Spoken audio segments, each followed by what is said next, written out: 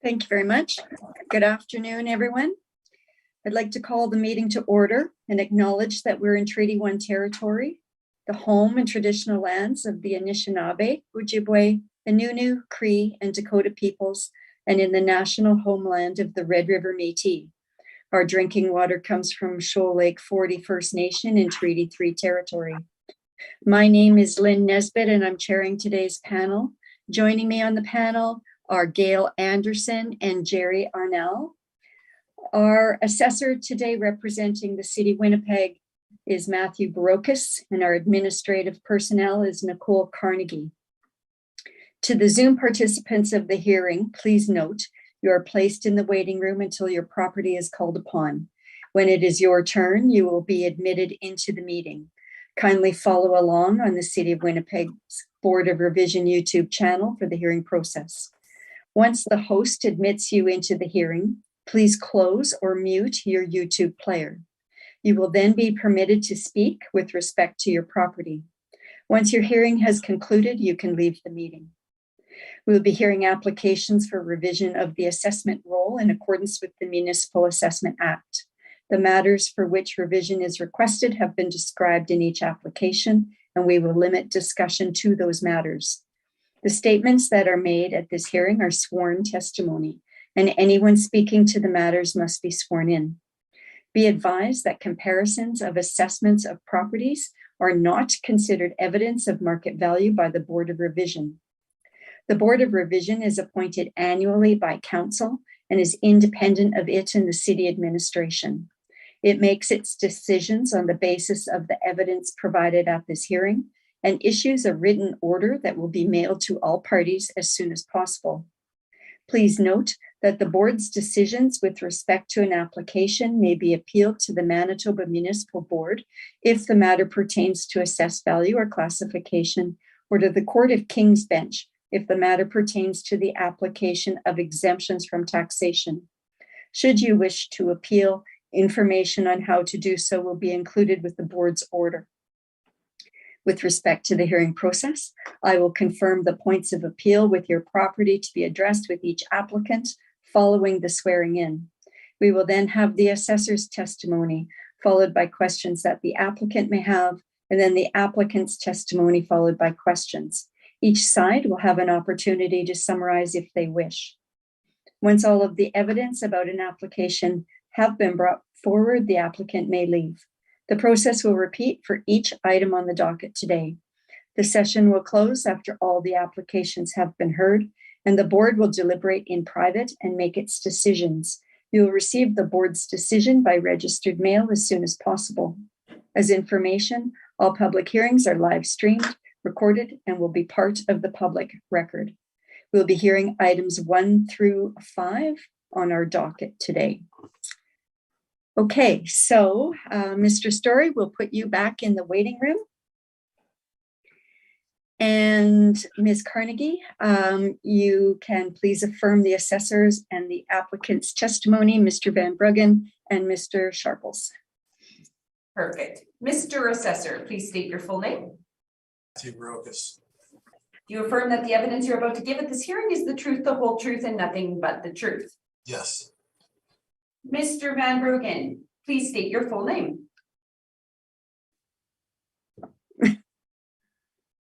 Someone's got to do it, I guess. Wesley Van Bruggen.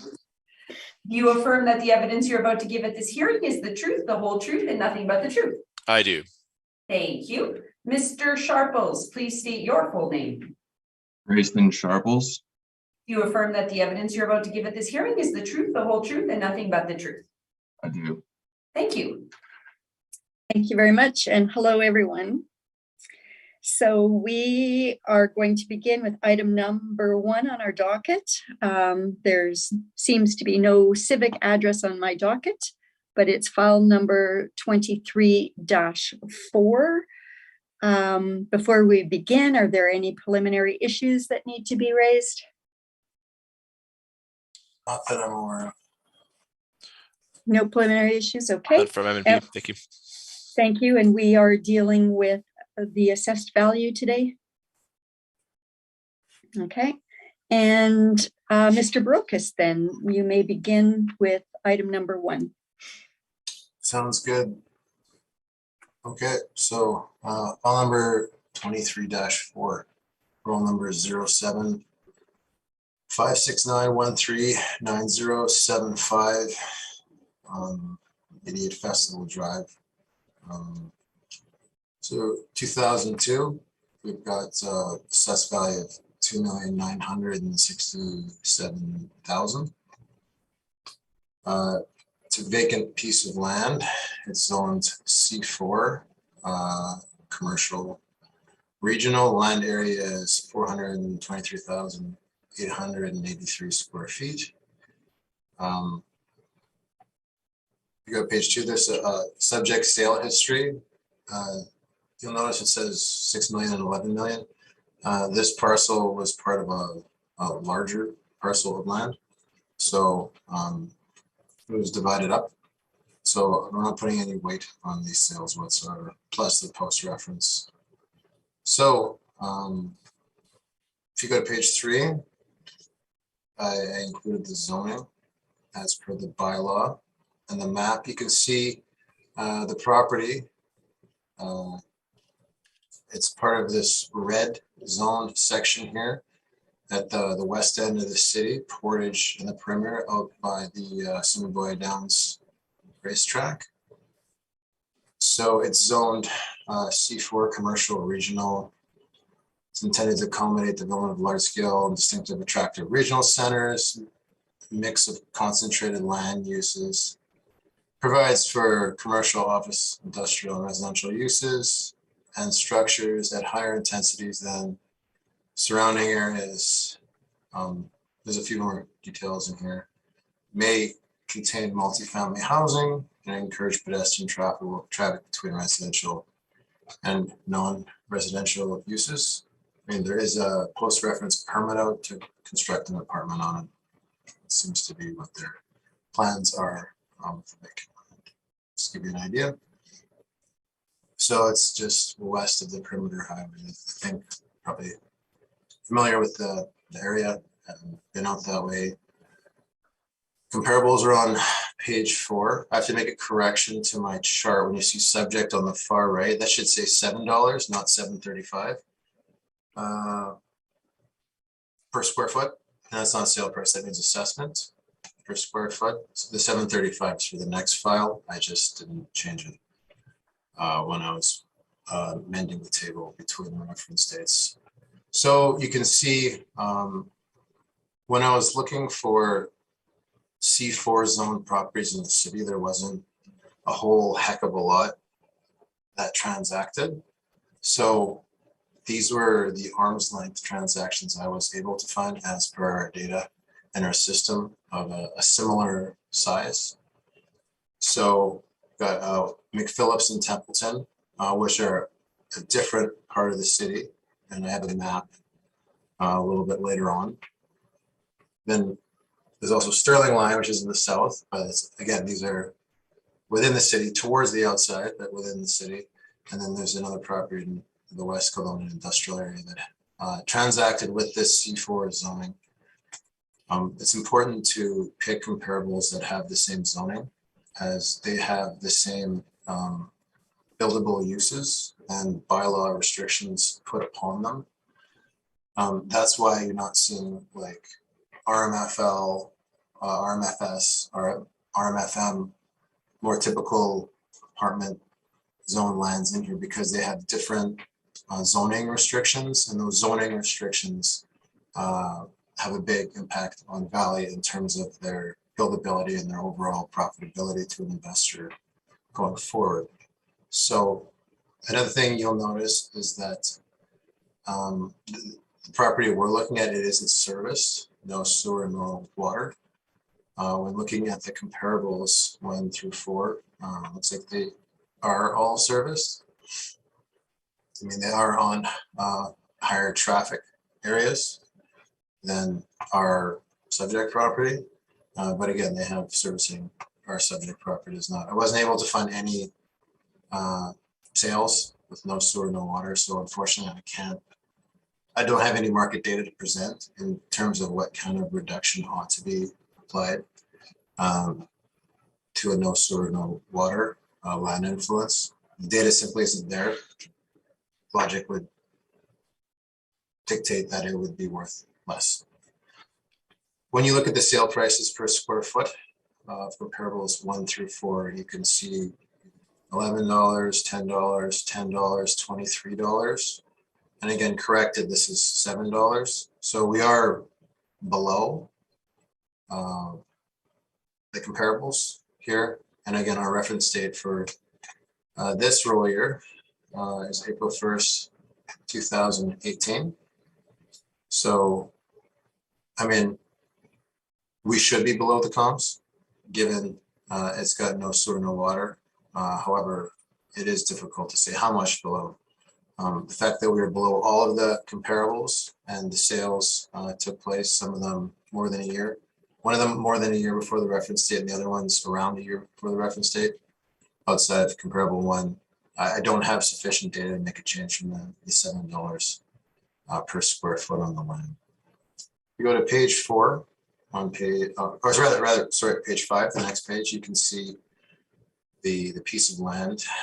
It's the one with the red arrow on it.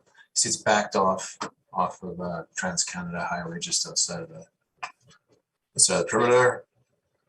Then on page 6, you see the locations of the comparables. Again, these are all C4, stuck with C4 in the city. I have to go with what I can work with. So you can see they're out, 2 of them are out towards, actually 3 of them are out towards the north end of the city here. Kind of in a, not in this similar circumstance, being on the perimeter area. And then we have Sterling Line more towards tucked into the Linden Woods neighborhood. And you see that one there, that one's at 23 per square foot. The other ones that are more towards the outside of the city, going back at the line comparables, those are around, I know, 10, 11 square foot in their service. So we're at 7, we're less. It makes sense in that regard. So they're just saying of the photographs that go to page 8. So the general shape and location. And then we've got a municipal act excerpts. It's just a typical bolt on to our brief. And that's it for the 2018. So I just stick with the same zoning within the city of Winnipeg as the same bylaw applies. That's my evidence. Thank you. Thank you very much, Mr. Barocas. Mr. Van Bruggen, Mr. Sharples, who is leading on this one? Mr. Sharples will take lead on this, and I'll back lead up. Okay, so Mr. Sharples, then do you have any questions for the assessor? No, my questions were answered throughout the presentation. Wes, do you have any questions? Sorry, just a couple clarifications, if we don't mind. If we could turn to page 4, please.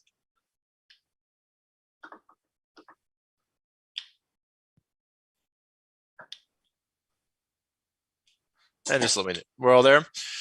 Just, we've already talked about the no sewer, no water, but just when it comes to heavy traffic for C4 zoning, would that have a positive or a negative influence on the value of the property?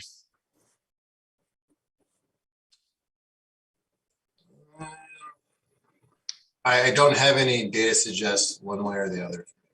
Like if we're looking at a typical, if these are more commercial and there's more, the C4 zoning, if I'm not mistaken, tends to have more of a encourage more of a retail use. Is that correct? I mean, what I know about C4 zoning, basically it's on page 3. So they do mention commercial. They also, okay, so medium to high density office development, as well as a broad mix of complementary uses, may contain multifamily housing. I know there is permits I see that are out in regards to multifamily development. So in regards to the traffic, I would think being backed off of Highway 1 would be better than hearing that traffic go by all the time. But when we're looking at typical C4 zoning, I see that one of the purposes for attractive regional centers. So for retail, is it usually better or is it usually more beneficial to have a higher traffic count in the area or less beneficial? I mean, typically, like, yeah, for retail, if you want more eyeballs on your storefront, right? Okay. Um, So just because this site's being used as planned to be used for commercial for multifamily, the other sales, do you know, are they, if they're planned to be used for like specifically the ones on Sterling Line, do you know if the intent of that is for residential or commercial? I do not actually. Okay, but it would be safe to say that, so something along Sterling Line would be a superior location given the use of the area, a lot of retail in that area, because that's near the Tuxedo Power Center or the Tuxedo Center, correct? Without a doubt, and that's reflected in the sale price per square foot. Okay, all right. So when we're taking a look at these, it's safe to say that that all of the sales that you're looking at, and I think you'd mentioned it, would all be superior to the subject property, correct? In terms of servicing, I would say so. If and that's reflected in the sale price per square foot being below those three comparables 1 through 3. I think that concludes my questions. Thank you. Thank you very much. Ms. Anderson, do you have any questions for the assessor? You've been asked and answered. Thank you. Okay. Mr. Arnell, do you have any No questions for the assessor? No questions at this time, thanks. Okay. And I don't either, because my question was about servicing for your comparables. So thank you. Okay, Mr. Sharples, when you're ready with your presentation, please. Thank you, Madam Chair. And I have provided a rebuttal document as well. Would you like me to Okay. do that first? No. No, let's go with your main evidence first. We'll have your presentation on your main evidence. We'll have the chance for questions on that, and then we'll get to your rebuttal, okay? Okay, perfect. Thank you. Thank you. Let's get started on page 3. of our Okay, document. go ahead. So as mentioned, the subject property is a 9.7 acre parcel of unserviced vacant commercial land located in the Assiniboia Downs neighborhood. The assessed value is at $2,967,000. And the value we are requesting is $2,113,000. On the next few pages, we've just provided the notice of change in assessment. And the reason we've done that is because on page 7, we've included the current assessed value, which is noted at $3,115,000. So we just threw the notice of change in there because the assessed value for this is at $2,967,000. On page 8, again, our requested assessment. So our requested land rate is at $5 per square foot, which equates to $217,800 per acre, which brings us to our total requested assessment of $2,113,000. On page 9, we just have the current valuation again. Again, and just kind of summarizes the property. Again, it has the $3,115,000 value. But one thing just to point out here is the influences: no sewer, no water.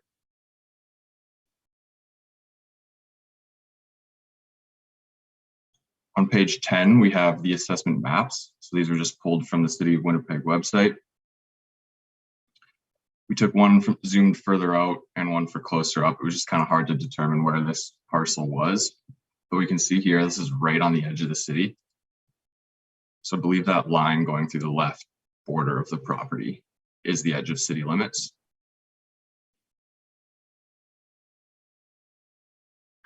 And then we've done the same thing on the following page, just with satellite imagery.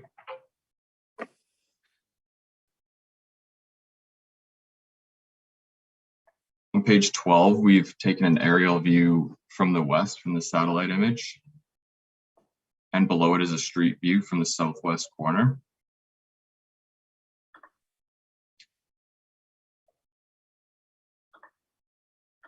And so moving on to page 13, we have our valuation. So as Matt mentioned, it's been very difficult to find comparable sales. It was hard to find parcel similar in size that has not been serviced, that is transacted recently. So the only one we could find within Winnipeg was at 50 Nicholas. This parcel is 13.189 acres and transacted at a value of $2.48 per square foot. And it happened in 2014, but still, we looked at it and it was quite a bit lower than the assessed rate, which was $7.02 per square foot. So we started looking into this a bit further. And because this property is so unique in terms of size and lack of servicing, and since it's right on the edge of city limits, we figured we'd take a look at sales within the municipality of Headingley, which was just close by. So these are the sales we came up with in the table at the bottom of the page, all before the valuation date of July 2018. And we found that they've all transacted in a pretty tight range from about $4.14 per square foot to $4.55 per square foot. And again, the average and median there both right around $4.30. So based on this, again, it still seems that parcels of land in the area have been transacting a bit lower than the assessed rate, $7 per square foot. And so given the lack of sales information available, we feel like between the 2014 sale within Winnipeg at $2.48 and all these sales within Headingley at around $4.30, we feel that a reasonable rate to apply to this property would be $5 per square foot.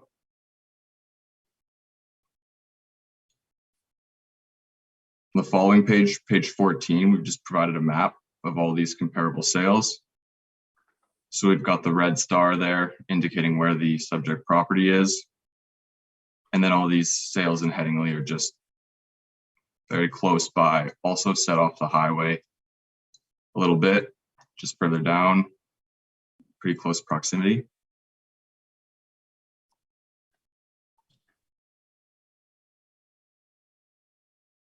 And again, so on page 15, just our conclusion here, we're requesting a land rate of $5 per square foot or $217,800 per acre, which brings us to our total requested value of $2,113,000.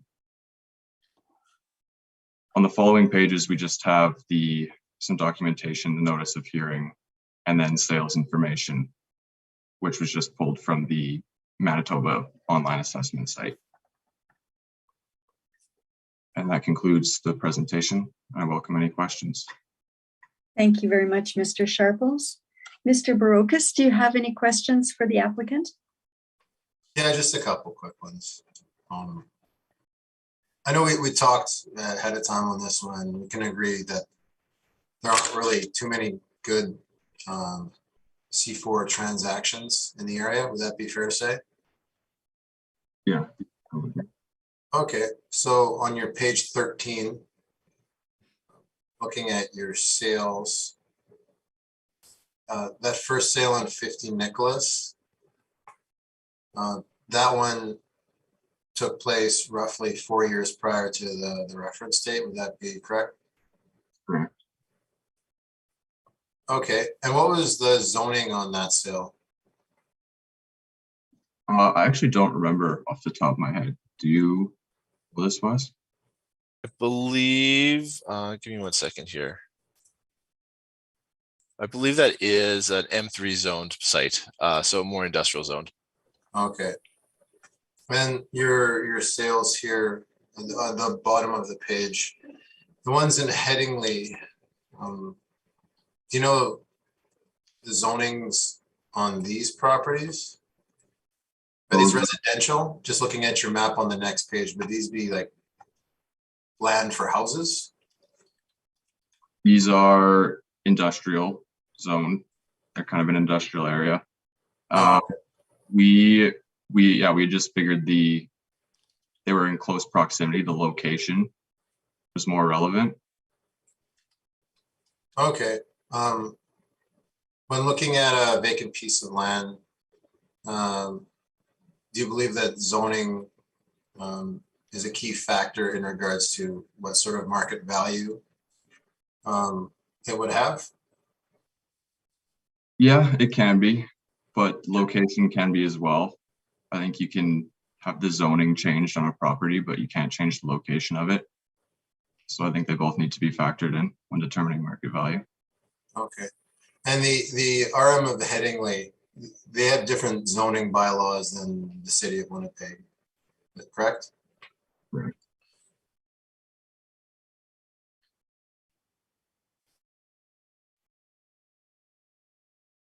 Correct, sorry. Correct. Okay. Just making sure.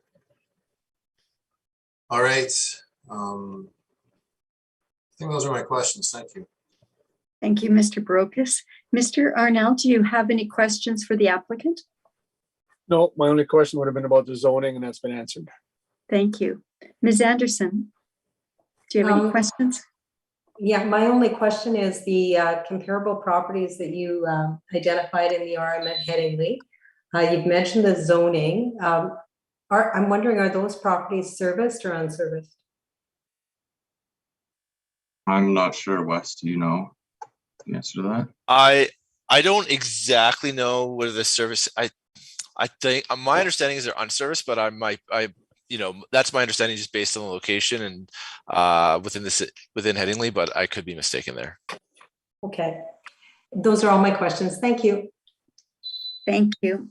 I actually have a question for Mr. Barocas, going back, recognizing that the applicant has brought in comparables from Headingley, which is A, a different municipality, and B, under a different assessment authority. So does the city of Winnipeg consult with the provincial municipal assessor when dealing with properties that are on the edge of one boundary to the next, with it, to look at things like consistency and things like that? I'm just talking about assessment, not necessarily zoning and that sort of thing. I don't believe so. I mean, we have our own bylaws, our rules and restrictions for pieces of land, what's buildable and what's not within the city of Winnipeg. So as far as I know, we just look at the properties that transact within our jurisdiction, essentially, because they're subject to different rules. Subject to different developmental rules. Yeah, definitely. Like I wasn't looking for comps in Headingley because there's different building restrictions in Headingley, and someone buying a property in Headingley and a property in Winnipeg, they're two pieces of land sitting on different side of the border would have two different permitted uses and zonings and setbacks and whatnot. So just stuck within the city of Winnipeg. Okay, thank you, Mr. Barocas. Okay, I understand, Mr. Sharples, you have rebuttal evidence. That is correct, yes. Okay, give us a minute and we will get that. Madam Chair, I've put it in your SharePoint. Okay. And Mr. Barocas, I've emailed it to you. Okay, thanks. Okay, I see. Okay, for item 4.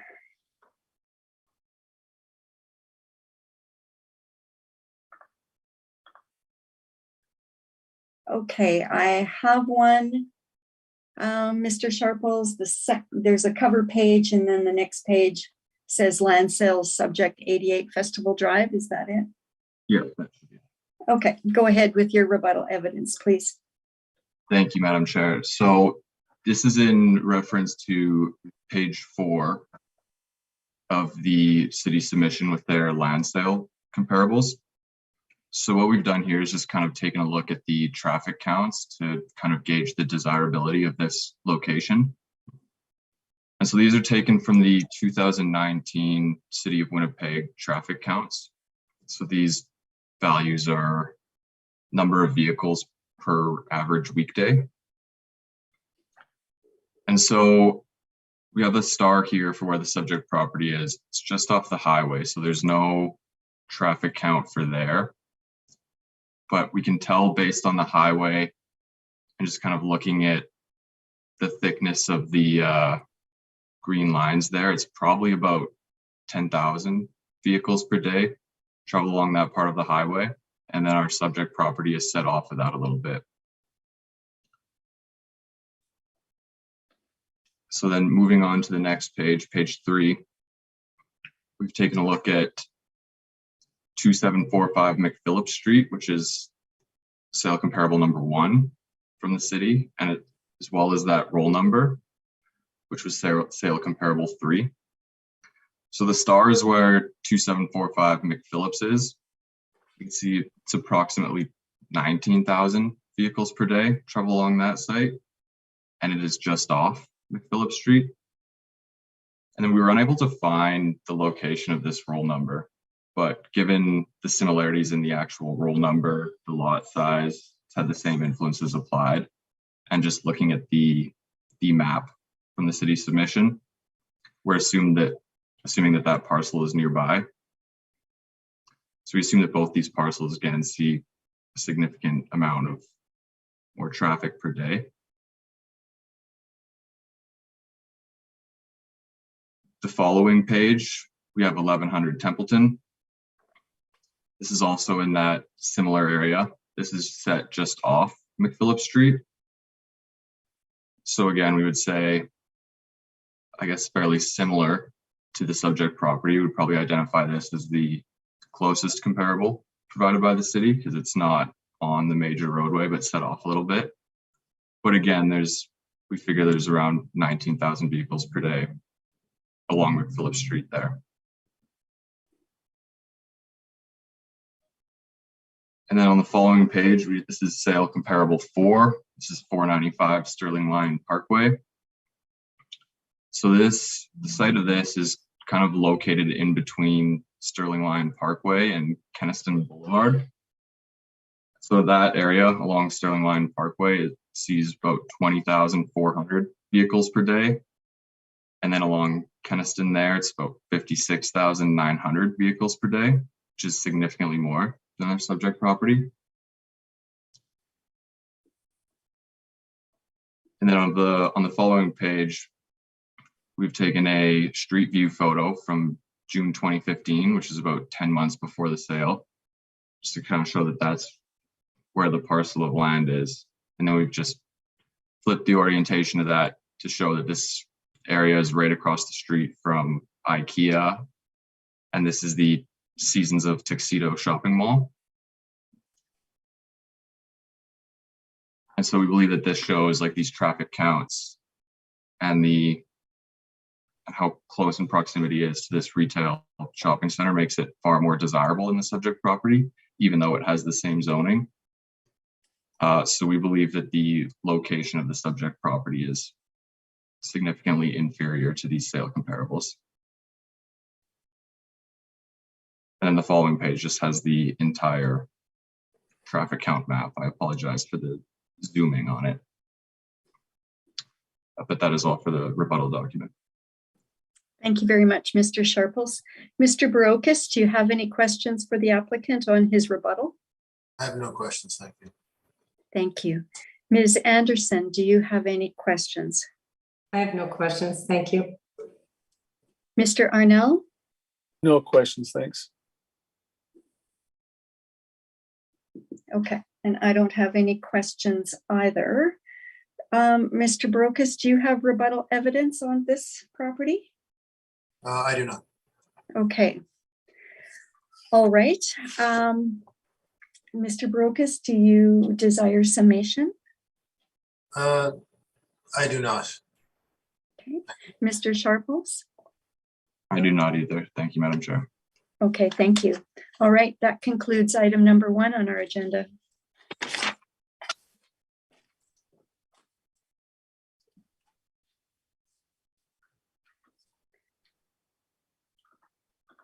Okay, just give me a minute here. Now move to item number 2 on our agenda, which is the same property, different assessment year. So Mr. Barocas, file number 23-5, whenever you're ready, please. Okay, thank you. File 23-5, roll number 0756913907588 Festival Drive. It's the same property we just talked about. As indicated, This time reference is April 1st, 2021 for the 2023 whole year. Fiscally, everything we discussed still applies to this property. This time the assessed value is $3,115,000. So if you go to page 4, here are the comparables, the updated, more recent comparables. And I would say they're actually less helpful, given we have McPhillips from last go around, and then we've got Sterling Line, another one with 475 Sterling Line. You can see the Sterling Line valuations are significantly higher, as they should. They're serviced. They're more in a high traffic area, as the applicant indicated, and that's why they're $22, $37. It makes sense. That's why I didn't ask any questions. However, we're down at $7.35. So I think it's around a 5% jump from last time. The market has changed with interest rates declining from last reference date to this. Money becomes cheaper. We all know what happened to the housing market, the real estate market in general. People can afford to take more out. So they're able to bid higher, pay more, prices go up. We're only 5% higher than last time.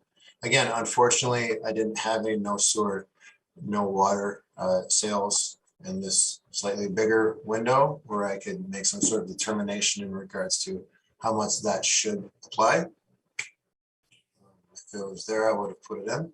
However, again, we're still in the $7 range, and our comparable on McPhillips here, 1137, up towards the north perimeter in a similar type area, serviced. And keep in mind, this is also 1 million square feet. Our subject is only 423,000 only. Funny I say that. Economies of scale would indicate that the larger piece of property should, as it gets bigger, sell less on a per square foot basis. So you would actually expect, especially since we're looking 3 years past the date of our first comparable sale, that if we had servicing, this square footage should be higher. Our assessment on a per square foot basis should be higher than comparable ones, sale price per square foot, but we're not. We've got a smaller piece of property and it's not serviced, and we're below. So I didn't have enough evidence to make a change either way. I've included, again, on page 5, the picture of the subject property, and then the comparable sales location. So we got the one up there on McPhillips, and then we got 2 at Sterling Line, which again, it just shows how much of a lack of sales there were that I had to include those. Again, you can't really determine much from them because they're in a superior area. No argument there. Then we got just some photographs starting on page 7, the overheads of kind of the shape and layout of the comparables. Page 9, I also included the comparables from last time because I feel that the sale on Templeton and comparable sale 3 without an address in the West Kelowna Industrial, when you're looking at their size and the relative location, yeah, they're older, but I think they give a better indication of kind of where C4 properties are selling near the edge of the city. And again, trying to keep in mind that the real estate market leading up to April 1st, 2021 had improved with the dropping of interest rates. And then I just included the map on page 10 from last go around and the photographs from last go around as well. So again, I didn't have any data where I can conclusively make any change. So that's my evidence. Thank you. Thank you, Mr. Brokus. Mr. Sharples, do you have any questions? I do not. Thank you, Madam Chair. Okay. Mr. Van Bruggen, it looks like you have a question? No? Nope. No questions. Okay. Thank you, Madam Chair. Thank- Same thank questions you. as from last time. Nothing new. Okay, thank you. Ms. Anderson, do you have any questions? I have no questions. Thank you for your presentation. Thank you. Mr. Arnell, do you have any questions? No questions, thanks. Okay, and I have no questions. So Mr. Sharples, when you're ready, we'll hear your presentation. Thank you, Madam Chair. We do have a rebuttal again here. I assume we'll just Okay, same way. okay, thank you.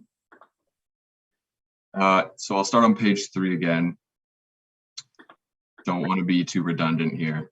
So the assessment amount for this one is $3 million, $115,000. And again, we are requesting the $2,113,000. Just jumping ahead to page 5, same request as the previous file, $5 per square foot. And again, that $2,113,000 total.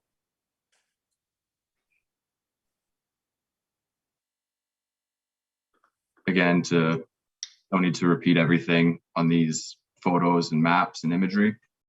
So we'll just jump right to the valuation on page 10. Where again, we've still got that same sale from Winnipeg from 2014. This time, however, we've got a lot more sales from Headingley. So we've kind of taken the same approach here. We believe that based on proximity, these sales in Headingley are fairly comparable. And especially when we want to point out here is the second one that sold March 16th, 2021 at 500 Karen or Karan. I don't know how to pronounce that. But this appears to be the closest comparable in size. It's 8.87 acres. And we see this transacted at $4.14 per square foot. And again, as we look through these, I mean, there's a few outliers at $2.42 and $6.61, but ultimately the average and median have remained fairly similar, $4.80 per square foot. And this is again about $3 below the assessed value of $7.37. And so again, given all this information, we believe it would be reasonable to apply a rate of $5 per square foot. Given they're so close, we feel like if it was $3 per square foot cheaper to buy a parcel of land that's 10 minutes down the road, everyone would probably do that. So we believe it's reasonable to request $5 per square foot. And then again, just on the following page, we've shown the map of all these comparables. And this time we have this one at 500 Karen that is just a bit south of the subject property, but again, it's similar distance off the highway and similar in land size to the subject property. And so again, just on page 12, our requested land rate is $5 per square foot and a total value of $2,113,000. And same thing on the following pages, just with the notice of hearing and then the sales information. And that concludes the presentation. Thank you. Thank you, Mr. Sharples. Mr. Barocas, do you have any questions for the applicant? Yeah, just on page 10. So the sale at 500 Karen, just to confirm, that one's in Headingley, not City of Winnipeg? Yes, correct. And in terms of the zoning, do you know what zoning that property has? Is it C4? It is manufacturing as well. I believe it is M1 is what they have it coded as is in Headingley. Okay. So presumably they wouldn't be able to build an apartment on it. Would that be a fair assumption? I'm not familiar with the zoning bylaws in Headingley, but perhaps, yeah. Okay, those are my questions. Thank you. Thank you very much. Mr. Arnell, do you have any questions? Well, the one question on that comparable at 500 Karen Road, it does not have access to the highway, does it? No, it does not. Okay, that's all my questions. It's the only question I had. Ms. Anderson, do you have any questions? My question relates to comparables in the RM of Headingley overall. Are you familiar with whether the same type of services, not only sewer and water, that could be extended, but the other type of services that are provided by the municipality, for example, fire protection? Are you familiar as to whether they're similar to what is provided in the city of Winnipeg? The level? I am not. Perhaps Wes can answer this. I'm unfortunately unsure myself. I apologize. Okay. Or waste disposal as well, things like that. Yeah, I'm not sure what the system would be there for waste pickup The and level. what have you. Yeah, Okay. I'm sorry. Okay, thank you very much. Those are all my questions. Thank you. I have no questions. So, Mr. Sharples, I understand you've indicated you have rebuttal evidence, correct? Correct. Give, Yeah. give us a minute to get that.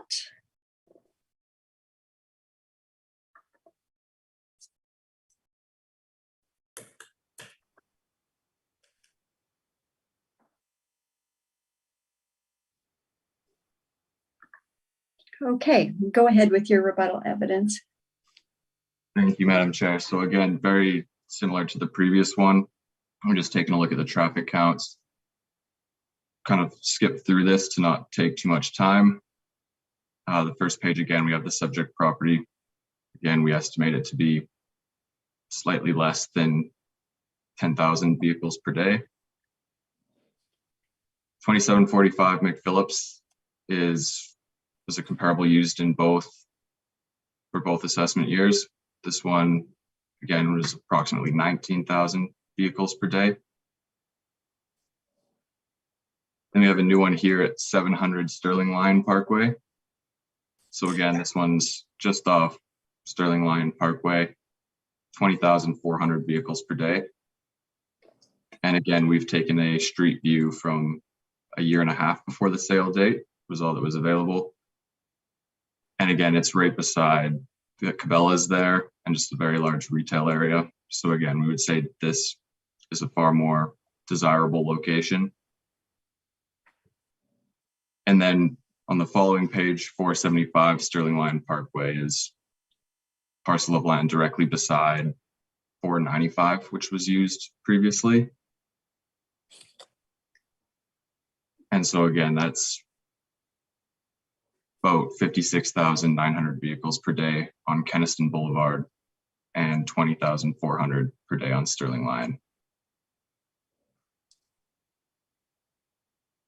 And then again, we have a few photos of the parcel from just before the sale date. And then the traffic flow map at the end includes the rebuttal information. Thank you, Mr. Sharples. Mr. Brokus, do you have any questions for the applicant's rebuttal evidence? No questions, thank you. Thank you. Ms. Anderson, do you have any questions? Not in regards to the rebuttal, but just to go back to the request, if I may, the requested assessment that the applicant is requesting.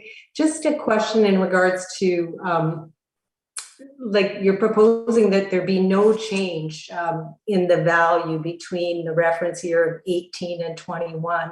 And I just am wondering why, do you see that there has been no change to the value? Well, there's been very little change in the value of the sales that we've identified from Headingley. So they've been fairly consistent throughout for the past, 7 or 8 years that we kind of looked at all these sales. They all kind of ranged from about $4.10 to $4.80 per square foot. That's kind of, so that's what the request is based on for both years. Okay.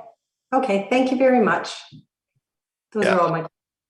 I guess I'm just going to jump in real quick. I guess there is a possibility we could have requested a lower value for the previous assessment cycle because we did see the sales out of Headingley coming in at $4.30, the average, but we felt that just in terms of the situation and given the location of the property and just trying to be conservative in terms of request, we felt $5 was a reasonable request for both years as we took a look at the information, even just based on the fact that we're not seeing a ton of difference in terms of sale prices. Okay. Okay, thank you very much. Thanks for your presentation. Mr. Arnell, do you have any questions on the rebuttal evidence presented by the applicant? No questions, thanks. Thank you. And I have no questions on the rebuttal either. Mr. Barocas, do you desire summation? I mean, it's difficult because we don't have good C4 sales, but I would say that we do have to stick within the jurisdiction of the city of Winnipeg. This is a city of Winnipeg property, not a Headingley property. There's different zonings, and different zonings have different available building options, which very much impacts value. As two pieces of property right next to each other, one's zoned for office, one's zoned for manufacturing, are going to have completely different values. So as difficult as it is to value the property without the great depth of C4 zone sales, I feel the $7 range is justified based on the whole of the information we've presented and what we've seen from the applicants as well. That's my summation. Thank you, Mr. Barocas. Mr. Sharples, do you desire summation? Thank you, Madam Chair. I would just say that for this property, it would be our position that the location and lack of servicing of the property has a greater impact on the value than the zoning in this case. So although this property has the same zoning as some of the comparables presented, it is also far inferior in terms of location and servicing. And in this case, the sales comparables from Headingley are more comparable due to location. That's all. Thank you. Thank you very much, Mr. Sharples. Well, I believe that concludes item number 2 on our agenda. So Mr. Sharples and Mr. Van Bruggen, thank you very much for your presentations today. Thank you for your time. Thank you. Thanks, everyone. Have a great afternoon. Take care. Bye-bye. You too. Bye-bye. Can we please recess for 5 minutes before we bring in Mr. Story? Absolutely. Thank you. I'd like to call the meeting back to order, and hello, Mr. Story. Hello, everyone. Before we begin, we'll just get you sworn in. Perfect. Mr. Story, please state your full name. My name is Jared Story. Do you affirm that the evidence you're about to give at this hearing is the truth, the whole truth, and nothing but the truth? Yes, I do. Thank you. Thank you. Okay, thank you very much. I am hearing some. Mr. Story, is your YouTube player closed? It is now. My apologies. Okay, thank Yep. you. It's okay, I was just hearing our conversation from a minute ago coming back. Okay, so now we are dealing with item, well, it's one property for 3 years. Is that correct? 2021, 22, and 23? You are correct, Madam Chair. And the reason why, if I just may say, there's a change in the suite mix between 21 and 22. So that's why typically we would have 21 and 22 would be the same, but in this case the suite mix changed. So that's why there are unique appeals. Just to clarify. Okay, yeah, I was wondering about that myself. Okay, so that's great. I presume that there will be some carryover from one to the next. Is that correct? Or is there going to be no carryover? I'm sure with descriptions and things like that of the property, it'll be the same generally. Yeah, I think there should be some overlap that will make the process slightly more efficient. Yep. Oh, okay. That would be great if we can do that. Okay, then we will start with item number 3, 23-1, 710 Westminster Avenue. So go ahead, Mr. Barocas. Okay, thank you. File number 23-1, roll number 12097806430, 710 Westminster Avenue. Rule year 2021. April 1st, 18 is our reference date. We've got an assessed value of 8,466,000.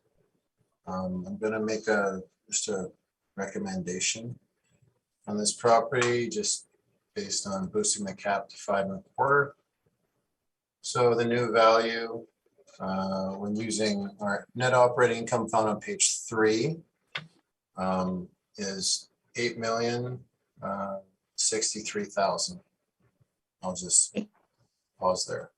8,063,000. Yes. Okay. Mr. Story, I have a recommendation that would see the assessor's NOI remain the same, but an increased cap rate to 7.25 for a value of 8,063,000. Do you accept the recommendation? Thank you, Madam Chair. We accept the 5.25 capitalization rate. However, the rents effectively remain in dispute. So I will limit my questions and comments to the rents, but I would like to proceed on that basis. Thank you. Okay, Mr. Brokus. All right. 2018, 44 units for 2021, 19 indoor, 19 outdoor parking spots as per our records. Page 2, no sales or mailer history because it's brand new. We've got on page 3 our income value summary. Pardon me, as Jared indicated, there is a change in units. You haven't seen it yet though, but for this year there's 6 1-bedrooms, 38 2-bedrooms. We've got the average monthly rent, $1,354.45. That includes consideration for the parking. Parking outdoor 75 a month, indoor is $100 a month. So that's included in that average monthly rent. The rents are not modeled, the rents are overridden by looking at the rent roll we received from the owner. So we know we're not overstating the rents. The person who did this would have taken the actual total rents, factored them back to the reference date, so it's less than what their potential to collect is as per indicated by the property manager. Still on page 5, because we need pre-reference date information, our rent comparables. So tried to find some rent comparables in the general area. 710 Westminster. It's in the Wolseley neighborhood. The comparables aren't in the Wolseley neighborhood. I wasn't able to find any new properties where we had the mailers in and around there. So I was trying to find newer properties or renovated properties in the general downtown vicinity. So we've got 1 through 4 here. The rents range from $1,237 to $1,309. They're predominantly 1 and 2 bedroom units comprised. So that's what I was looking for. But you look at the effective year bulk, we are the newer property. So it does make sense that the newer property would have higher rents than the older effective year belts, if all else was the same. Of course, this is as similar as I could find. So, and plus we have the rent roll, we know we're not overstating the rents. Capitalization rate chart on page 6. This is, you can see that 20th to 80th percentile, 4.9, 5.3, we agree on cap, so I'm not going to spend time on this talking away. Page 8, you can see that this is the construction report. They spent, as indicated by them, $8,442,758 building the place, plus there's land value. I got it assessed now, recommended at $8,063,000. Total, page 9, you can see the general location. It is in Wolseley, corner of Maryland, Westminster. That's Sherbrooke to the east, all the shops and restaurants and whatnot. So I'm sure people are aware of that. Then here is just on page 10, kind of what is involved in this property. Underground parking, fitness center, video surveillance, car share, storage lockers, bike storage, elevator, superior soundproofing.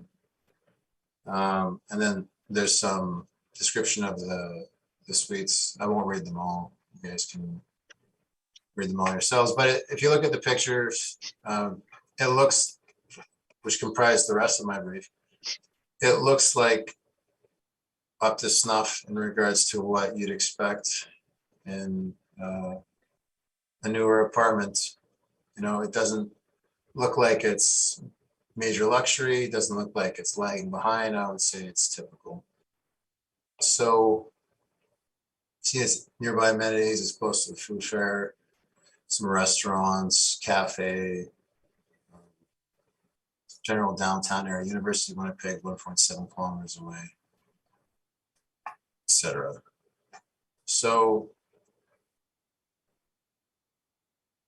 then there's just a news article, luxury rentals in West Broadway, just some description from the paper in regards to the area and construction estimated to be completed fall 19, spring 2020. So basically, we know what rents they're getting, parking inclusive, we factor them back, and we have an agreement on cap. So I'll just leave my presentation right there. Thank you. Thank you, Mr. Barocas. Mr. Story, do you have any question? I have a few, Madam Chair. Thank you.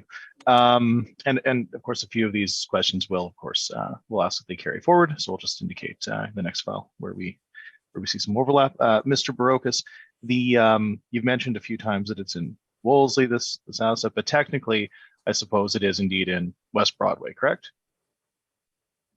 On the city record? I mean, I'd say Wolseley if I was looking at it. Okay, but the city property record, if you queue it into your system, it is now it's across the street from Westminster United, which I think that's where Wolseley starts, and this is next to the food fair, so this is technically West Broadway. Just so we're clear, correct? If you call it one thing, I could call it the other. It's still in the corner of Maryland and Westminster. Right, and then on that article you included, it does say that it's in West Broadway, but that's fine. I just want to make sure we're all acutely aware of where we are. Now, in terms of the actual year built, you're suggesting 2018, but that's erroneous. It was built in 2020, was it not? That's like the beginning of the construction period. We have 2018. It might be a year or two later. I wasn't involved with putting this one on. Okay, and we'll talk about the methodology. It'll be a sort of a going running theme today. But effectively, you said, I think, correct me if I'm wrong, that you've taken the rents as of today, as of 2023, and then factored them back. Is that correct?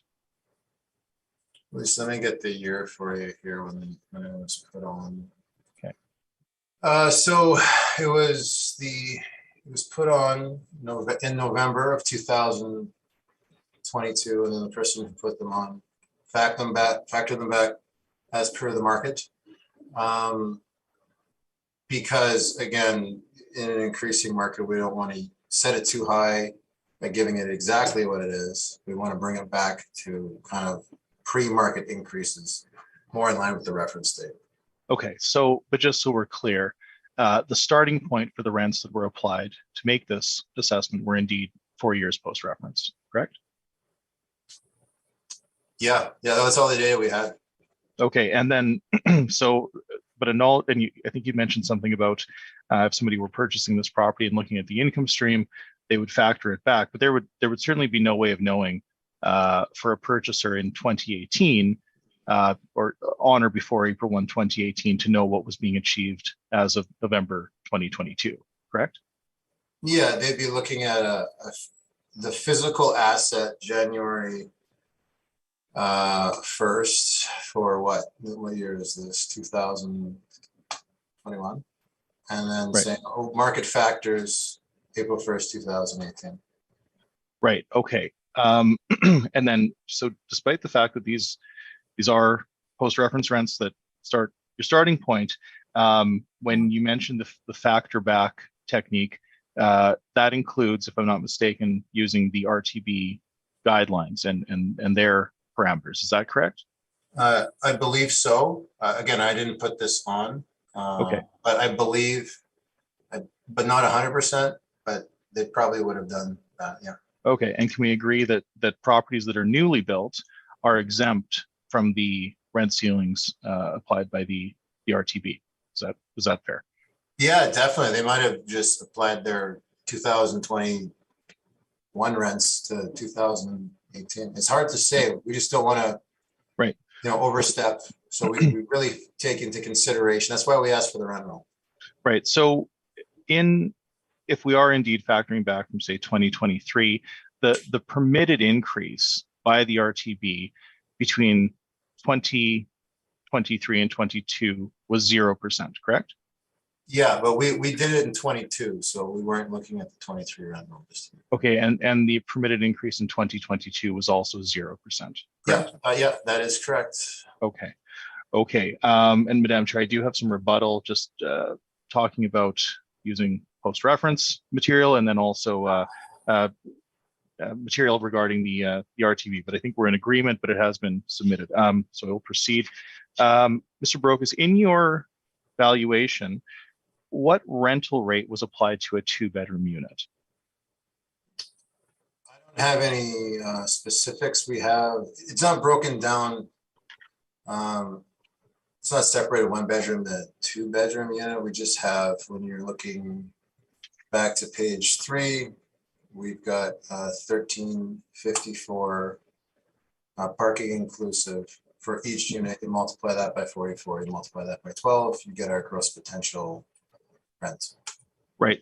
No, I understand that, but so we can't, there's nothing here for the board to consider regarding what rate you've placed on a 1-bedroom or what rate you've placed on a 2-bedroom. Is that a fair comment? Yeah, we did it on a total income basis, not like a bedroom type specific review. Okay, page 5, you have some rental comps here. Now, going through these, I had a couple of questions for you. The first comp, that's Kelly House, correct? I don't know the name of it. That's Carlton and Assiniboine. It's a older property that's been renovated, and that's a. Are you aware of that, or no? Did you choose these comps? I did, but I didn't really put much weight on them, knowing how much income they were actually collecting. Okay, but these rents are indeed here to support your rental calculation, correct? Yeah, in the general area. Right. New-ish or renovated older ones, the rents, because I can't put in the post reference calculations. But I'm telling you just how it was done. These just serve as examples. Yeah, and could you tell us for any of these how much a 1-bedroom, 2-bedroom, 3-bedroom unit rents for in any of your comps? Oh, I'd have to pull up ODC for that. But where it says the average monthly rent, it would be taken, because we get the rent roll, and they do break them down sometimes. Sometimes they don't. So we just take how much they collect, rental rate only for the unit, not parking or anything like that, and then how much they receive on a yearly basis, and then divide that by 12, and then divide that by the total amount of units. So the average rent for a unit in this place, inclusive of all bedroom types, is what is found in the 3rd row from the bottom. Okay. Oh, and just sorry, before I forget, before the 4th row from the bottom is the gross floor area per unit. And for our subject, you're suggesting 1171, but that is much higher than the actual size. These are between 538 and 772, are they not?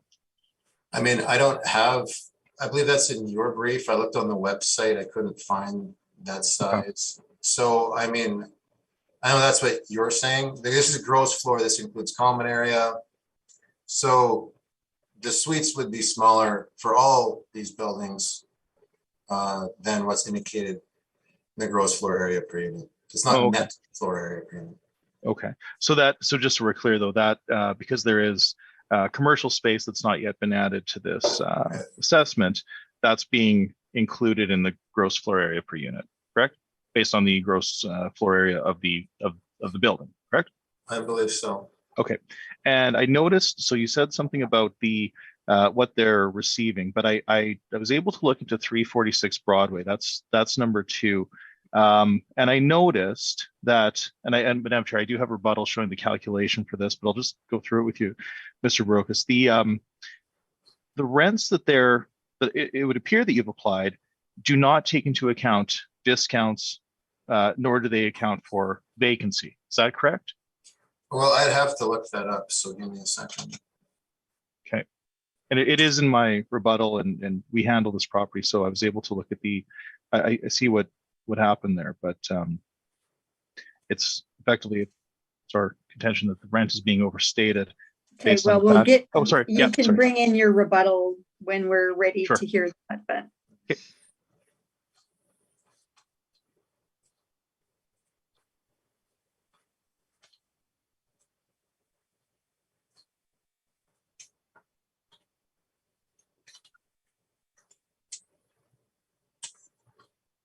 What are we up to now? Oh, sorry. I'm sorry, Um, he asked you about 346 Broadway. Oh, okay, well, I'm putting that in right now. Okay, so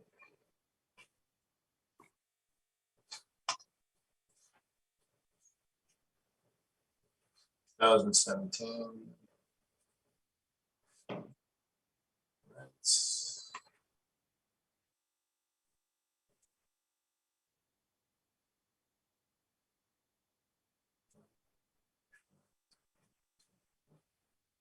Let's try to wrap them all here.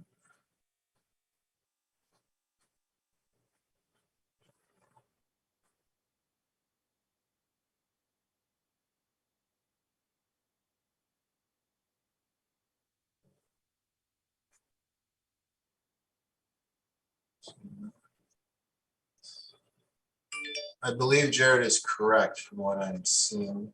There was about 101,000 worth of discounts. And it's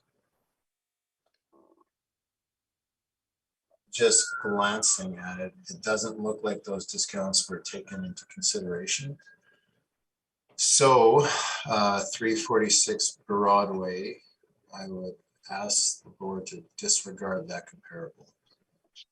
Okay. And without going through, and I didn't have a chance to look through the others here, but in terms of the methodology, is it safe to assume that discounts and vacancy are not considered when this table is being created with the average monthly rent per unit on your comps? Is that fair No, comment? they should be. Because Okay. what happened was the person who reviewed this was a junior staff person. We have a period of time in our department where we actually review the mailers, and when the calculation of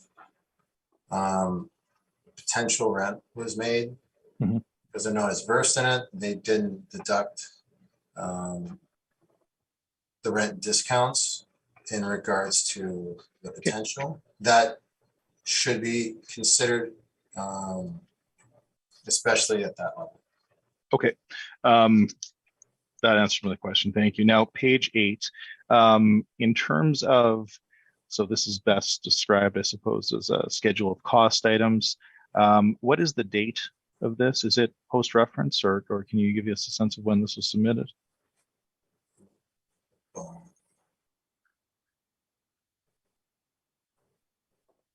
Well, I guess, I don't think the numbers themselves, like the bills coming through, were post-reference for the next reference date, but for this one, I would assume most of these items weren't charged and built yet. So it would be post-reference. This was received when the request for information was made.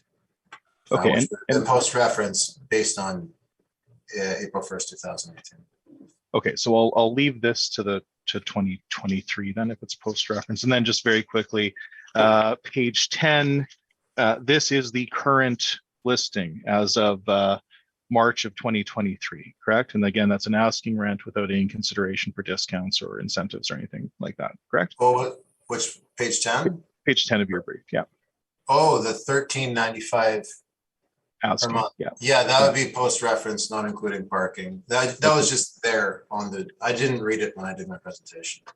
And then the article, page 16, luxury rentals in West Broadway, that is also post-reference, correct? Yeah, I'm just, yeah.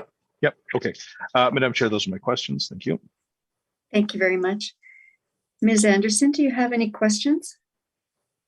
Just in regards to the number of suites in the apartment building, you've noted that there's 44 suites, and there seems to be a discrepancy with the number that were ready during this year. And so I'm just wondering, how does the department, what do you receive to determine the finishing of the building, like if it's all complete?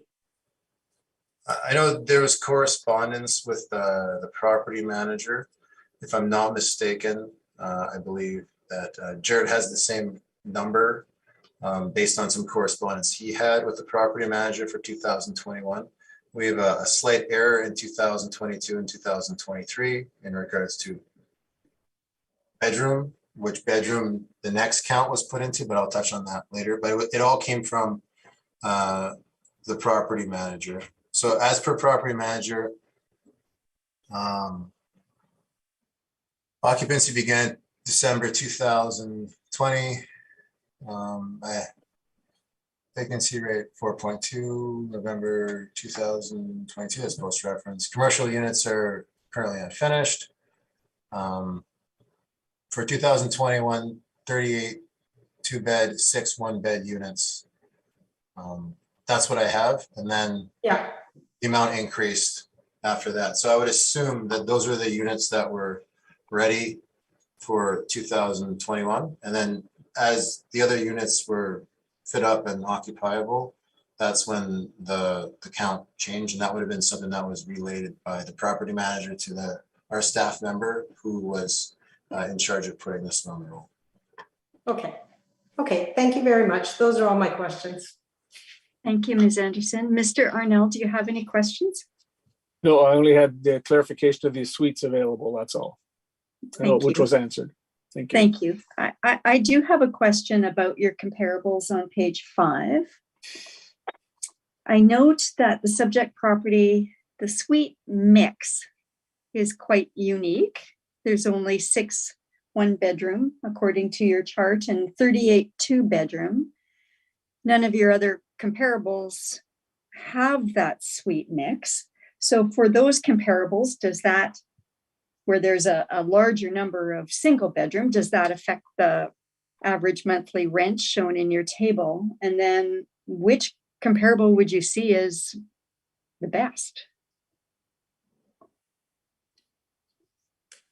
Well, yeah. So for the first part, I mean, ultimately, if typically 1-bedrooms will in the same building will rent for less than 2 bedrooms or larger, that you lease more space, you pay more for the more space.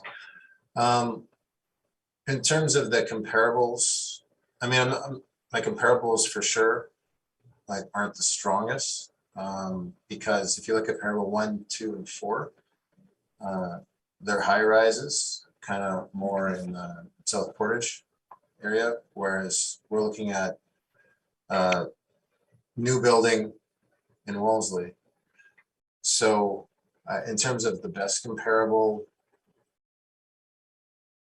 I couldn't really say, to be honest. I guess 90 Gary has a higher percentage of 2-bedroom units, but it's from 1986. I mean, our average monthly rent is higher, but it's the newest, and it's in Wolseley, which is a desirable area to rent. It's always been that way.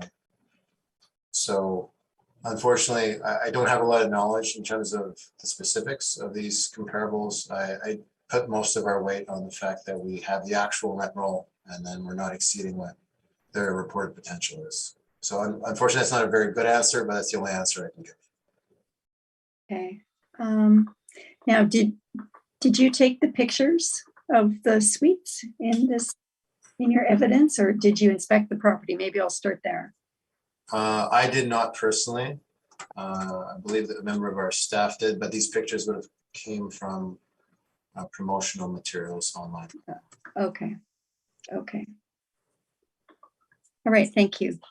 Mr. Story, when you're ready, we can hear your presentation, please. Thank you very much, Madam Chair. Okay, so 710 Westminster, we are technically in West Broadway. We're on the border of West Broadway and Wolseley, to be certain. We're next to the food fair, and again, across the street from Westminster United. So it's an intersection we all probably know. Property was indeed built in 2020. I've not had the pleasure to inspect the property, but Madam Chair, you're absolutely correct. Those photos that both the assessor and I have are marketing photos. They're staged. They look quite nice. We have no issue with quality in this property. So and of course no adjustment has been made. So there was a change to the, let's say, the configuration of the suite mix. In 2021 they had 38 2-bedroom units and 6 1-bedroom units, which is what we're dealing with now. And in the next file you'll see that they changed that to 40 2-bedroom units and 13 1-bedroom units. But for the purpose of this file, we're dealing with 38 2-bedroom units and 6 1-bedroom units. I have a photo showing that corner of Maryland and Westminster on page 5 of my brief. Now, in terms of this method of factoring back, it is our understanding, Madam Chair, that we are not to consider post-reference material, as it would not have been known to knowledgeable participants in the market. So what we've done is we've looked on page 8 to what we're going to call proxy rents or comparable rents. Now, these properties are indeed in well, we're going to call them typically more suburban areas, but they are new builds.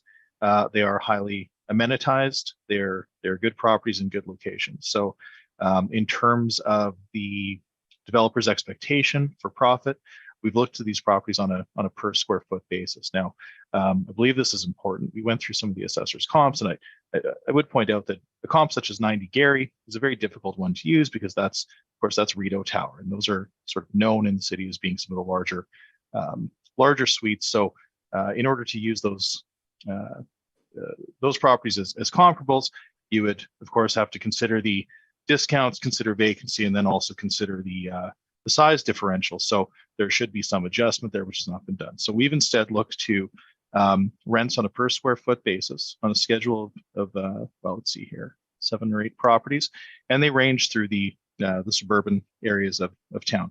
Ultimately, our average 1-bedroom unit on Westminster is 538.2 square feet. So when we look at our 1-bedroom units, these would be smaller than what we would typically find in the suburbs, and that's to be expected. We see that our 1-bedroom units in the suburbs rent from $1.29 to $1.86 per square foot. So we've applied a rent on a per square foot basis at the higher end of that scale at $1.75, which gives us an average monthly rent of $942. I think it's important that the board be able to consider the actual rent per unit type on a monthly basis. So we've provided that here, $942 per month. In terms of the 2-bedroom units, we've applied $1.50, and you can see that our suites are 772.6 square feet. In terms of our suburban rents, the lowest would be the one in St. Vital, and those range from 908 feet to 1,040, and rent between $1.45 and $1.52. So $1.50 makes sense. I think there's probably more of it's safe to say there's a larger pool of renters looking for units in the suburbs than there are in the, we'll call it the downtown adjacent areas. So we feel very comfortable applying a rent as of April 1, 2018, so 5 years ago, to $1,159. We've also included parking. Now, for the purposes of this report at the time, and you'll see that the things changed as time marches on, but a knowledgeable purchaser applying a very liberal application of the per month per stall allocation. We've used $100 per month per stall, regardless of indoor or outdoor. There's There's 19 indoor stalls, 19 outdoor stalls, and we've used $100 per stall.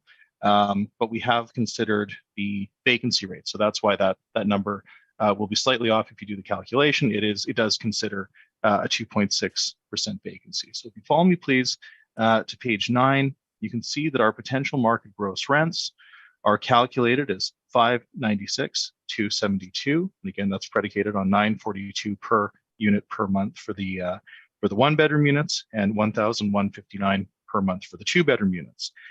The assessor has applied a 2.6% vacancy. Again, that's on the very low end, but we'll see as time marches on how the property performs. But we have indeed accepted the 2.6, though we do recognize it is on the lower end of the scale. Parking again is based on $100 per stall per month, but factoring in a 2.6 vacancy rate. So it is not a parking rate at full occupancy.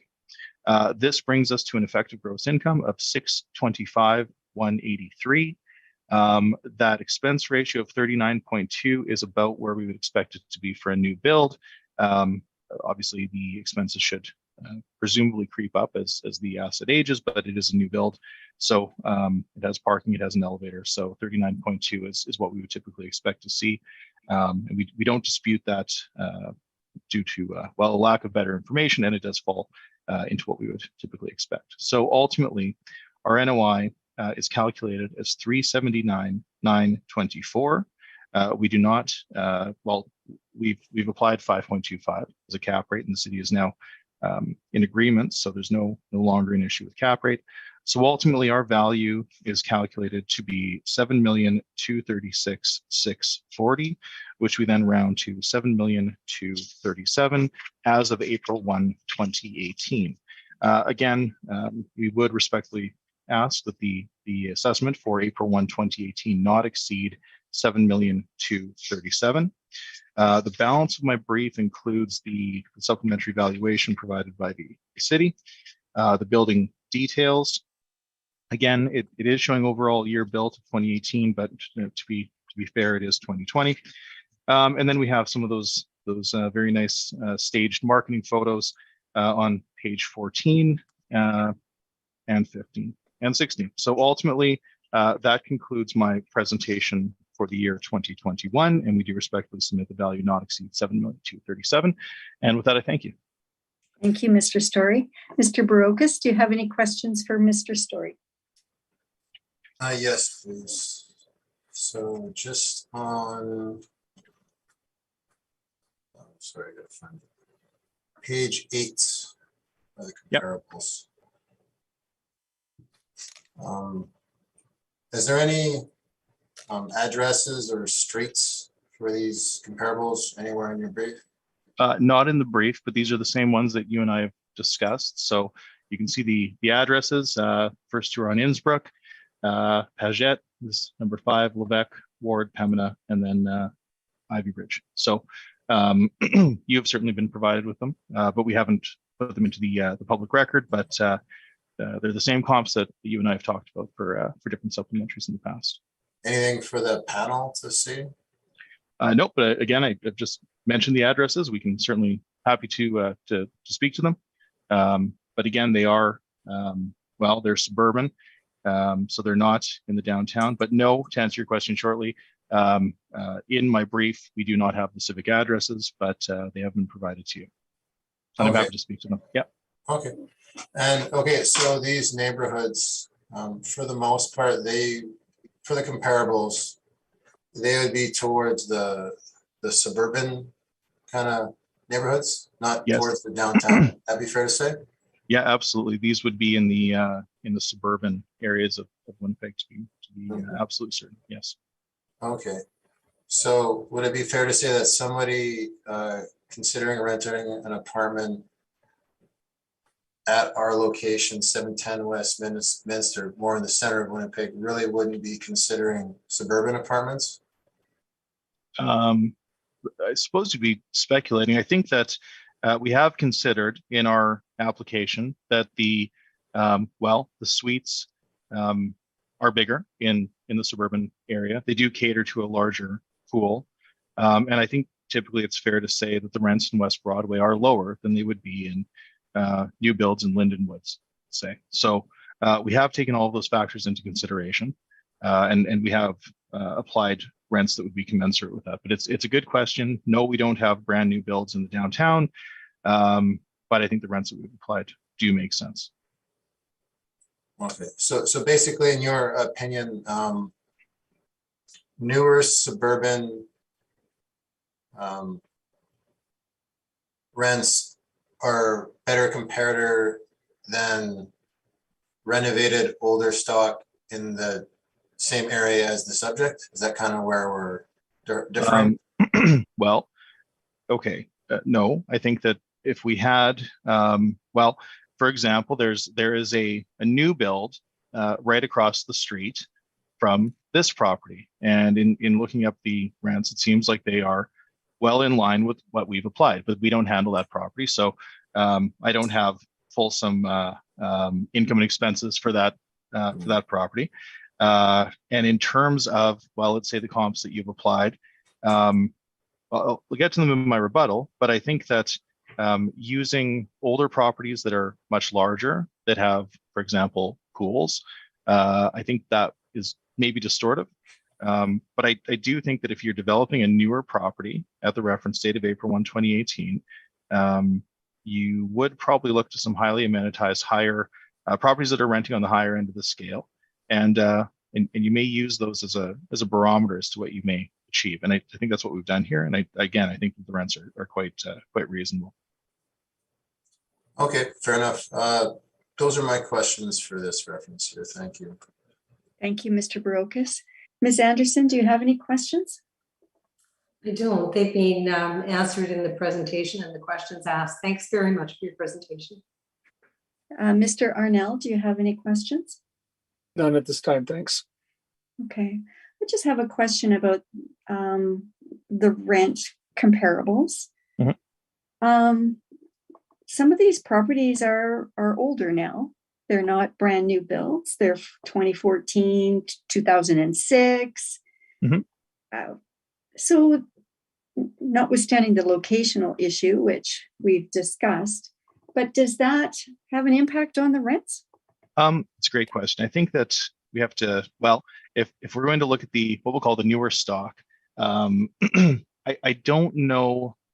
I mean, in 2006, we're getting 14 years away from our build here, but we do have them, as you mentioned quite rightly, in 13, 14, 16. So ultimately, from a renter's perspective, I think that you'd look to the amenities, and if they are built in the modern era and they are amenitized and they have the types of features that the current renters are looking for, I think that I don't know that, let's say, 10 years makes a huge difference. Let's say I think it's more the amenities that we have would be probably more of a driving factor than the age of. I don't know that a property from, say, 2014 would command a lesser rent than one that was the same but built in 2020 if all else was the same. It's a good question, but I'm not sure. Yeah. What about, you said 2014, what about 2006? That property is now 17 years old. Yeah, that's true, but it also has a party room. It has an exercise room. It comes with five appliances. It has a great deal of storage. So I suppose there are some trade-offs when we look at these comparables, but I don't know that, and they are larger. So we have considered that. I mean, those are renting for, the 2 bedrooms are at $1.45 to $1.50 for 908 to 1040, and ours are only 772 square feet. So I suppose too, when we get into the closer to the core area of the city of Winnipeg, we do tend to see smaller suites. So I appreciate the question. I think you're correct that there are some, you could make some adjustments, but I think we've factored that in on the rent per square foot by using a not simply a linear average, but a rent per square foot that considers some of those factors. No, and I appreciate the work you've done in this table for sure. Were you able to, or did you consider adding some examples from the downtown area from, as you called it, the West Broadway or Wolseley area. It's Right. right on the boundary, so I see it sort of a blended thing, not one or Right. the other, but. Mhm. Well, this is a table that we've typically used for the 2017 rental year. Mhm. Yeah, I think we probably should look for some rents but we'd be looking for newer builds. I'd be trying to find something that isn't necessarily a redevelopment project, let's say. Yes, I think in the future I would look to adding some downtown rents, though I would probably remove them for the suburban appeals because they would probably be lower. But yeah, no, I agree. Right. When you're dealing with a downtown property, a downtown comparison would be nice, right? So. Yes. Yeah. I agree. Okay. Okay. Thank you. I have no additional questions. So, Mr. Story, you have indicated you do have rebuttal evidence. I do, Madam Chair. Thank you. And sorry. Yeah, we just need a minute to pull that up. Yeah, no problem.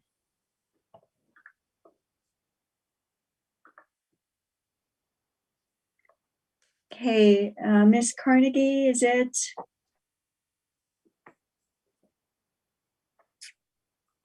Where are we looking?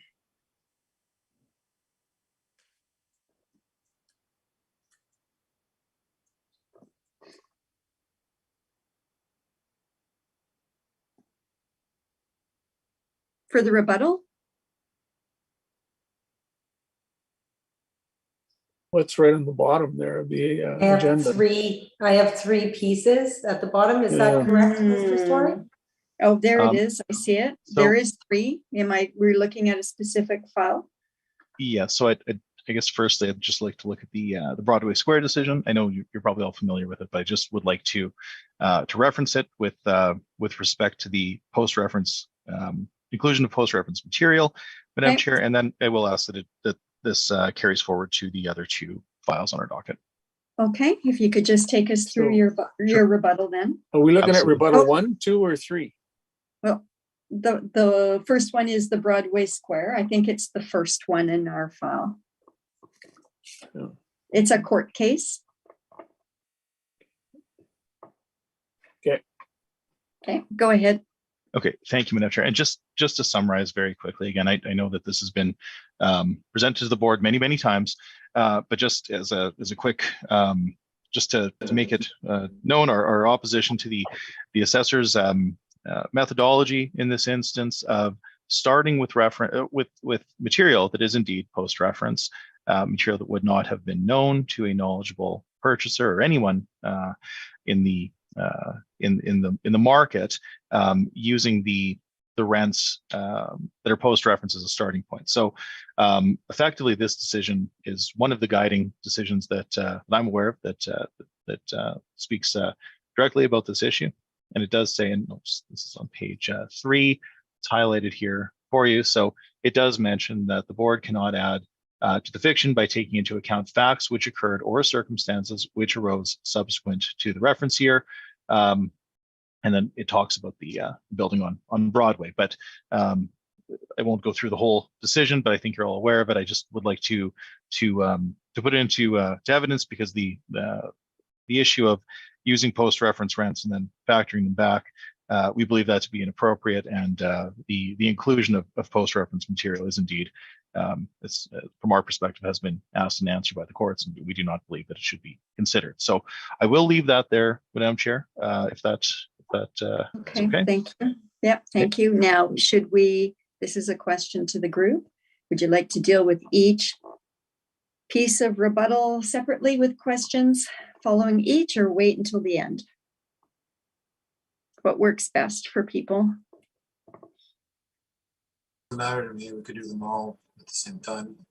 Okay, let's do that. As long as you're good with bouncing around, Mr. Story, if necessary. Yep. No problem. And I think Okay. that the assessor has, I believe, agreed with us regarding this RTB issue, but I just would like to point out, this is the file titled Province of Manitoba Rent Increases and Exemptions. Do you all have that file?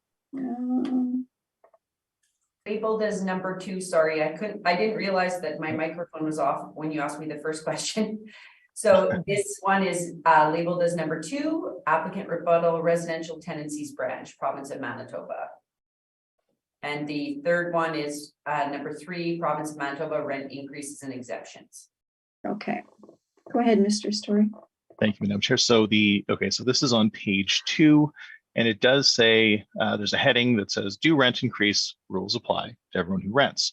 And it does show that there are indeed some exemptions, and I mentioned it, and I believe the assessor agrees with us, but it does point out, this is from the province of Manitoba, from the residential tenancies branch, that newer units built and occupied after April 9, 21 are exempt for 15 years. And if a residential complex was built and occupied after March 7th, 2005, units are exempt for 20 years. So again, and this will, I'm sorry for bouncing around here, but based on the fact that the methodology that's been applied by the assessor was to use post-reference rents, which we don't believe is appropriate.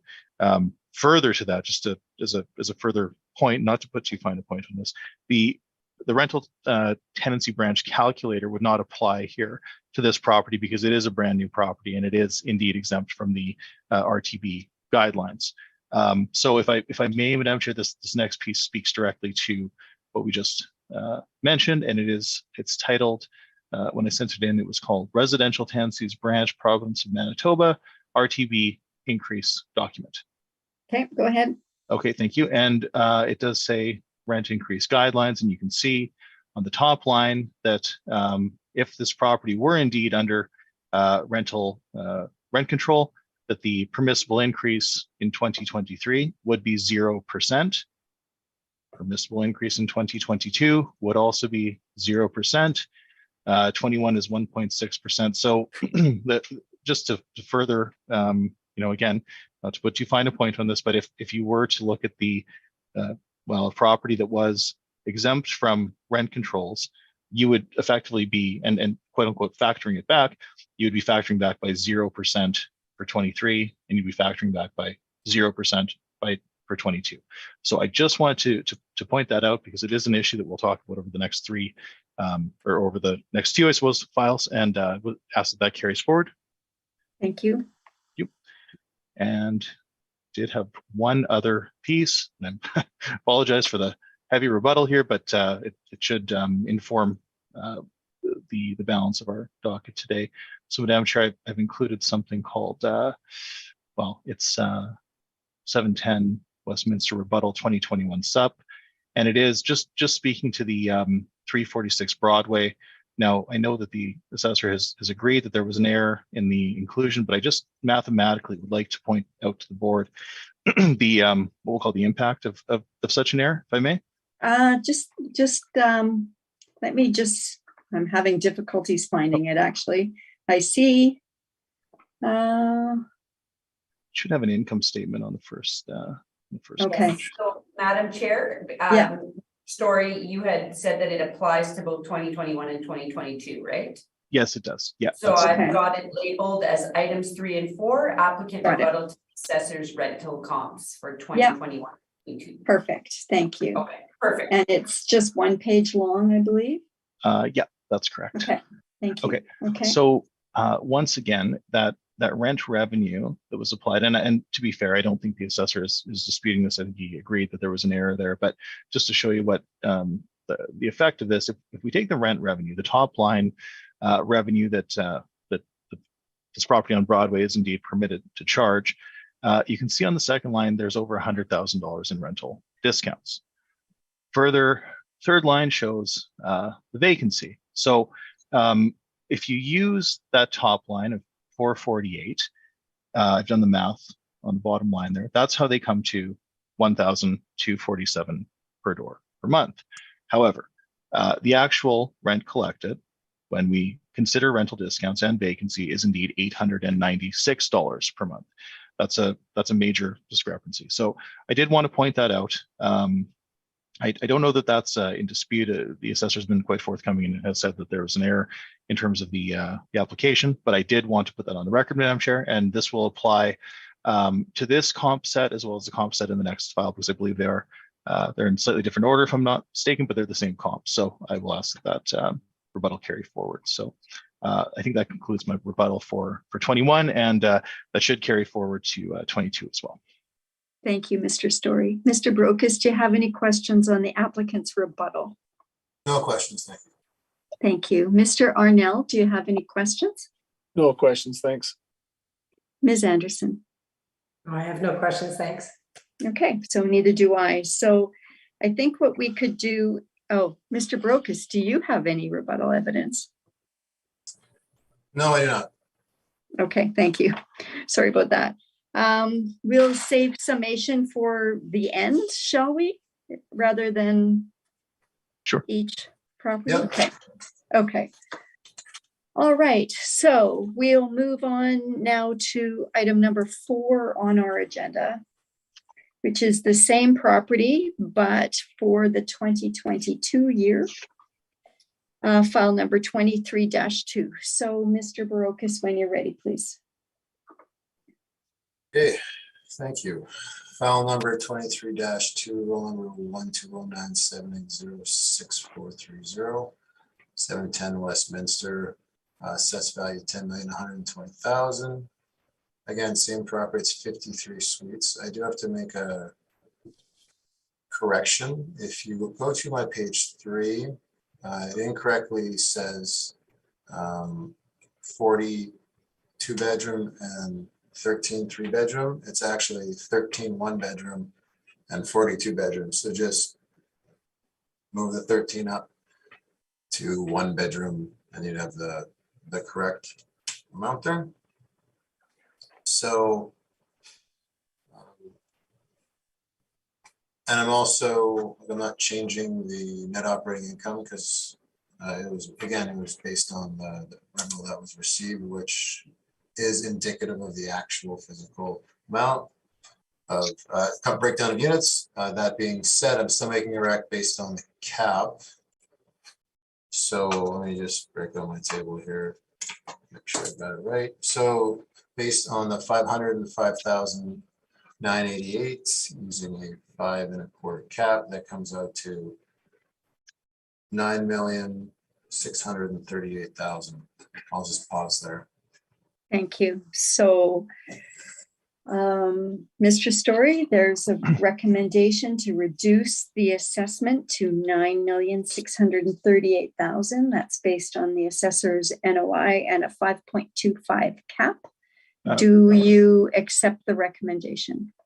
Thank you, Madam Chair, and thank you, Mr. Barocas. We do indeed accept the 5.25 cap. We are in agreement there, but that leaves us with the issue of the NOI based on the rent. So I would like to proceed on that basis, Madam Chair. Thank you. Mr. Barocas. Okay, so other than that correction and my rec,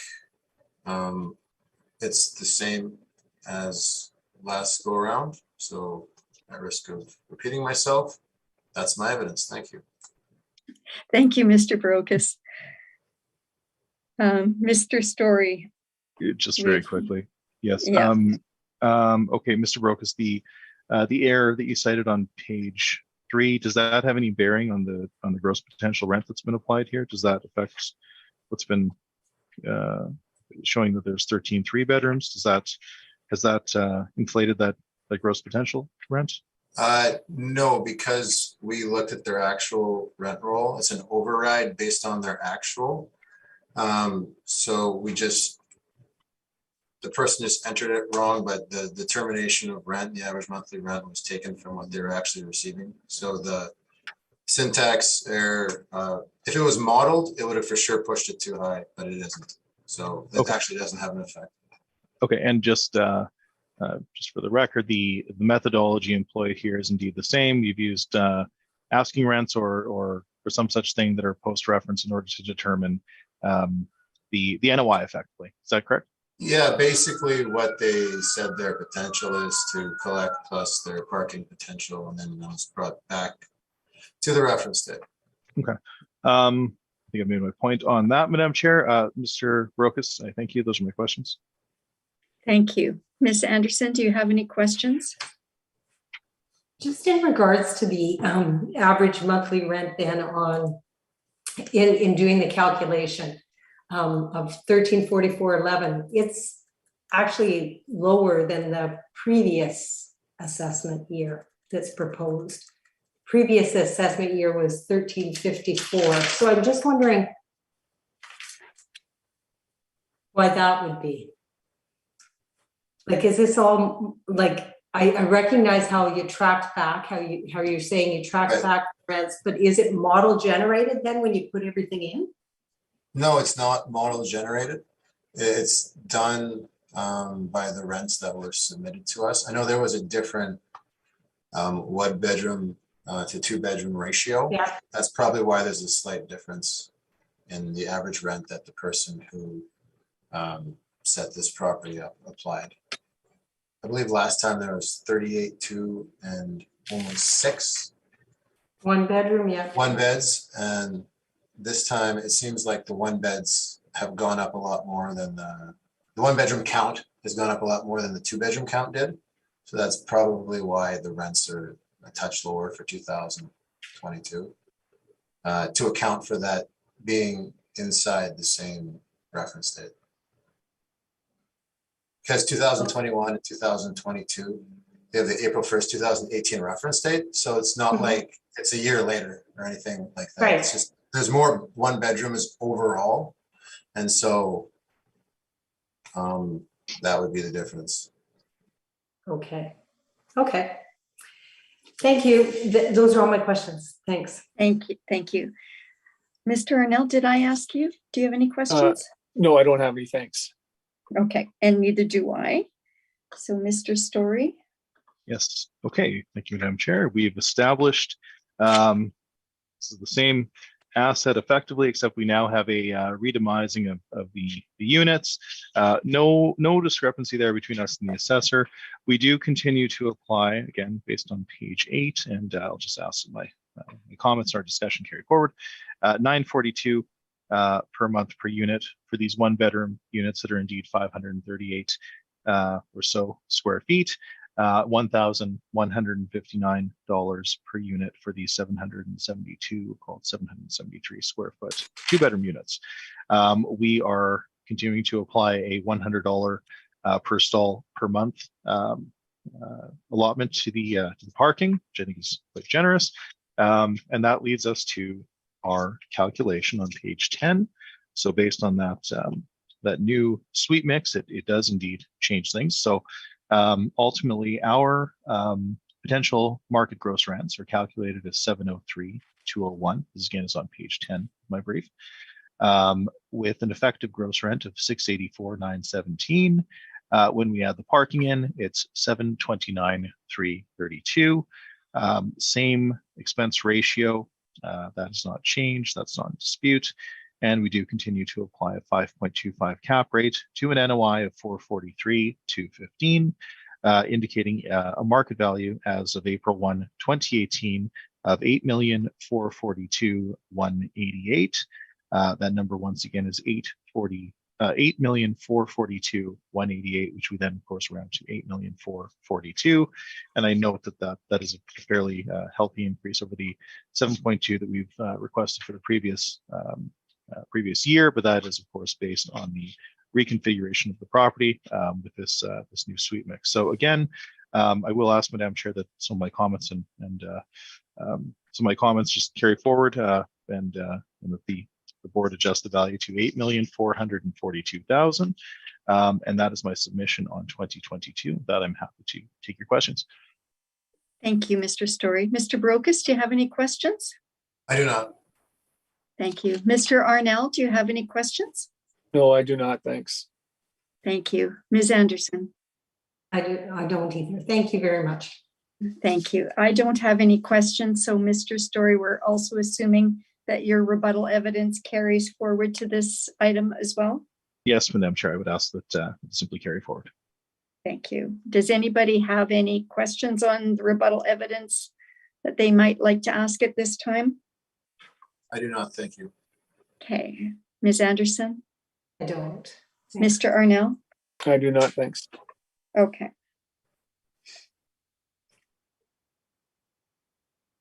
Okay, that concludes item number 4 then.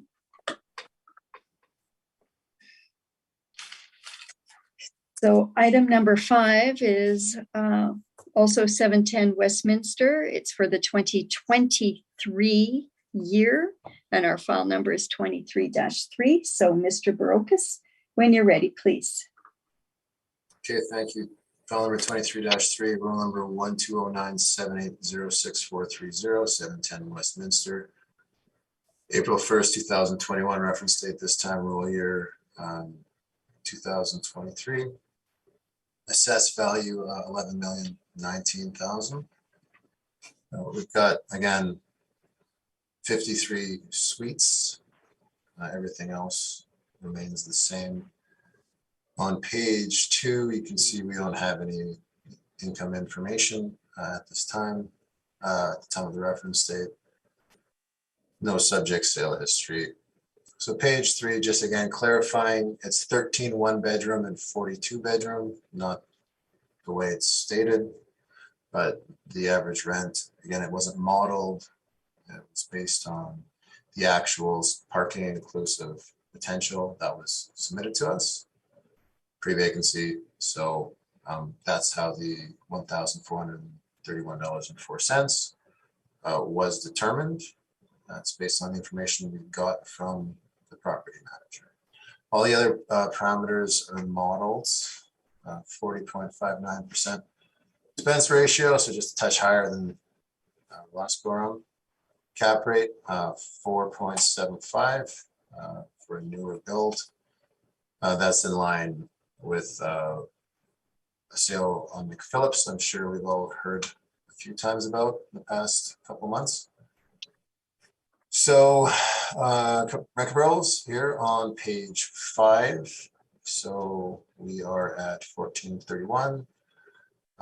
There's a few other properties here. Comparables 1 through 3. You can see they're in the $1,300 range. 1,362 is the first one. 1345 and then 1363 and then 346 Broadway. Again, I'd have to check on discounts on that one. So for the time being, I wouldn't look to that one. I would look more towards comparables 1 through 3. So again, it's based on the actuals, parking inclusive. So confident in the rents. Cap rate evidence on page 6. I'm sure you've seen this before. The one sale that is most applicable would be the sale 2390 McPhillips. Again, it's because it's newer, but it is suburban, whereas our property is downtown adjacent, I believe is what we're calling it today. 4.79. I know Altus has it in their cap rate study at a different rate. We've got rebuttal and workup, but I'm assuming we've all seen that before. I have submitted rebuttal if we do need to go down that path. I think we all have seen it. So depending on the questions that come my way, maybe we'll pull it out, maybe we won't. So that one's 4 3/4. We're at 4 3/4. I mean, it'd be better if it was downtown.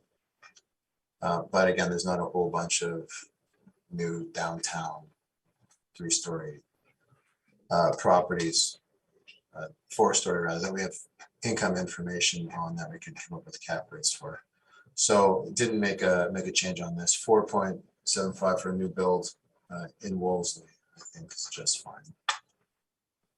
And then our cap rate chart on page 7. 4.8 to 5.6 is the 20th to 80th percentile. So we're in the 20th percentile. You know, it's a new build, it's in Wolseley, an attractive area to rent, at least from what I recall. 2 years ago when I was looking for, when I was a renter, and I was looking for apartments across the city. So I think that 4.75 is just fine. Then we've got our municipal excerpts on page 8. And then we have our cost report. Again, this is 8.442 million, and that doesn't include the price of the land either. And it doesn't always equate cost and income, but I just put it in as a reference for everyone to see what it costs to build a place. And then it's just general location and photographs, which are the same as the previous two files. So I'm confident with the rents because we know what they're actually getting, and 4.75 is in line with the best but not perfect example at 2390 Phillips. That's my evidence. Thank you. Thank you, Mr. Brokus.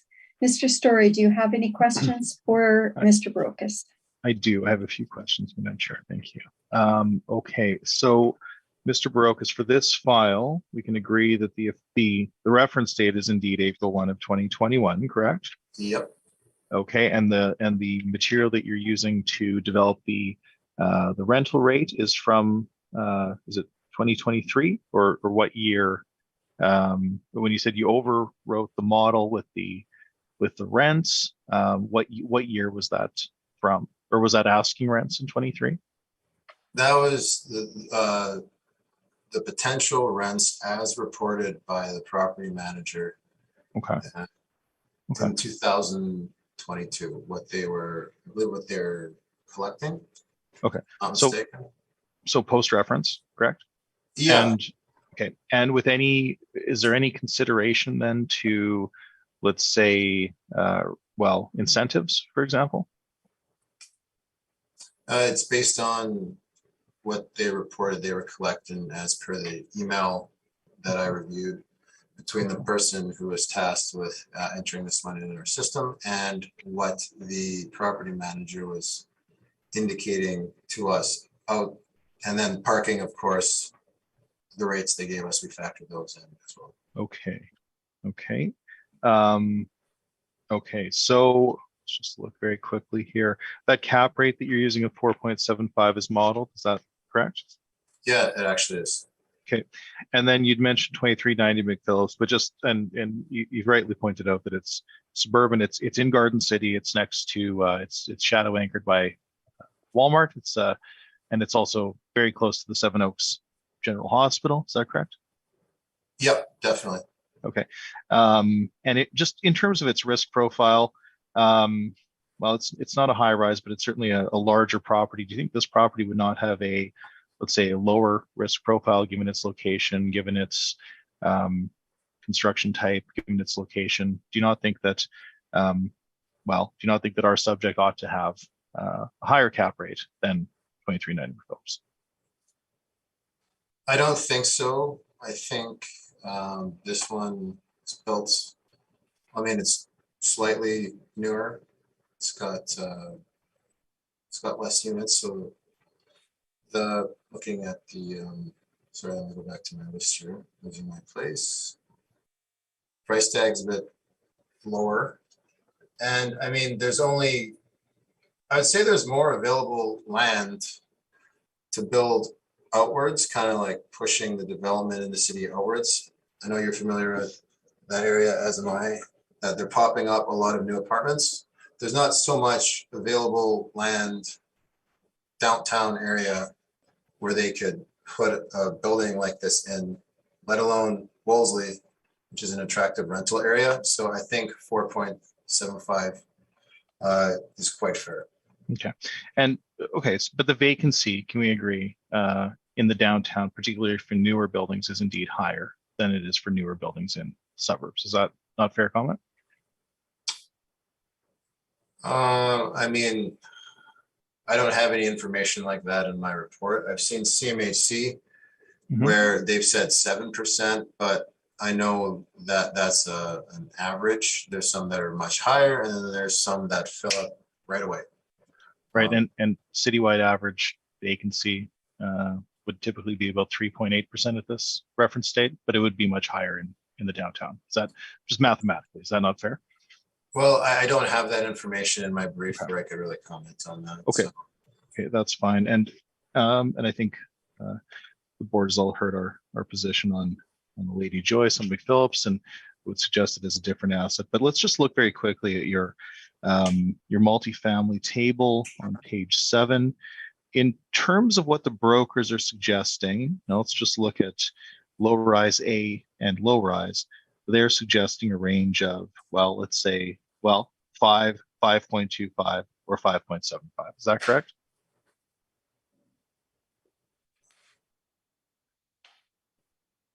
Yeah, they're 5, 5 3/4, 6 on the high end. Right. Okay. But you're, I mean, to be fair, you're between 25 and 50 basis points off of the brokers as submitted in your evidence, correct? Yeah, and I mean, like we get all the mailers and we get also the sales mailers from people who buy these places and they literally will say what cap they bought it at. And it, Mhm. a lot of the time comes in under 5% and they check off the net operating income was And- considered. And the brokers broker the sales of these assets, though, correct? So they would have a pretty good handle on the cap rates. And these are cap rates that are putting it to the market. So you're not suggesting that they're overstating the cap rates. That would not make sense, would it? I would put more weight on the information that we have, given that we get all the information from the properties that return the mailers, and the brokers are only exposed to the particular sales. Okay. And in terms of the 20th and 80th percentile, you're suggesting that this property ought to fall outside of the boundaries of the 20th percentile? Yeah, about as far as this property falls out of the walls of the boundaries. Oh, okay. All right. And in terms of the, there's no bifurcation between high rise, low rise, nor is there any differentiation between low rise A or low rise B in your table on page 7. Is that correct? No, they're all the same. That would be Okay. correct. Right. And then, okay, in this cost report, you'd mentioned it's post-reference, but it's probably reasonable to talk about it for 23. Mr. Story, if it's post-reference, we don't need to hear any questions about it. Oh, no, no, my understanding was that it was post-reference for the previous cycle, Madam Chair. That was the... Maybe Mr. Brooks can clarify.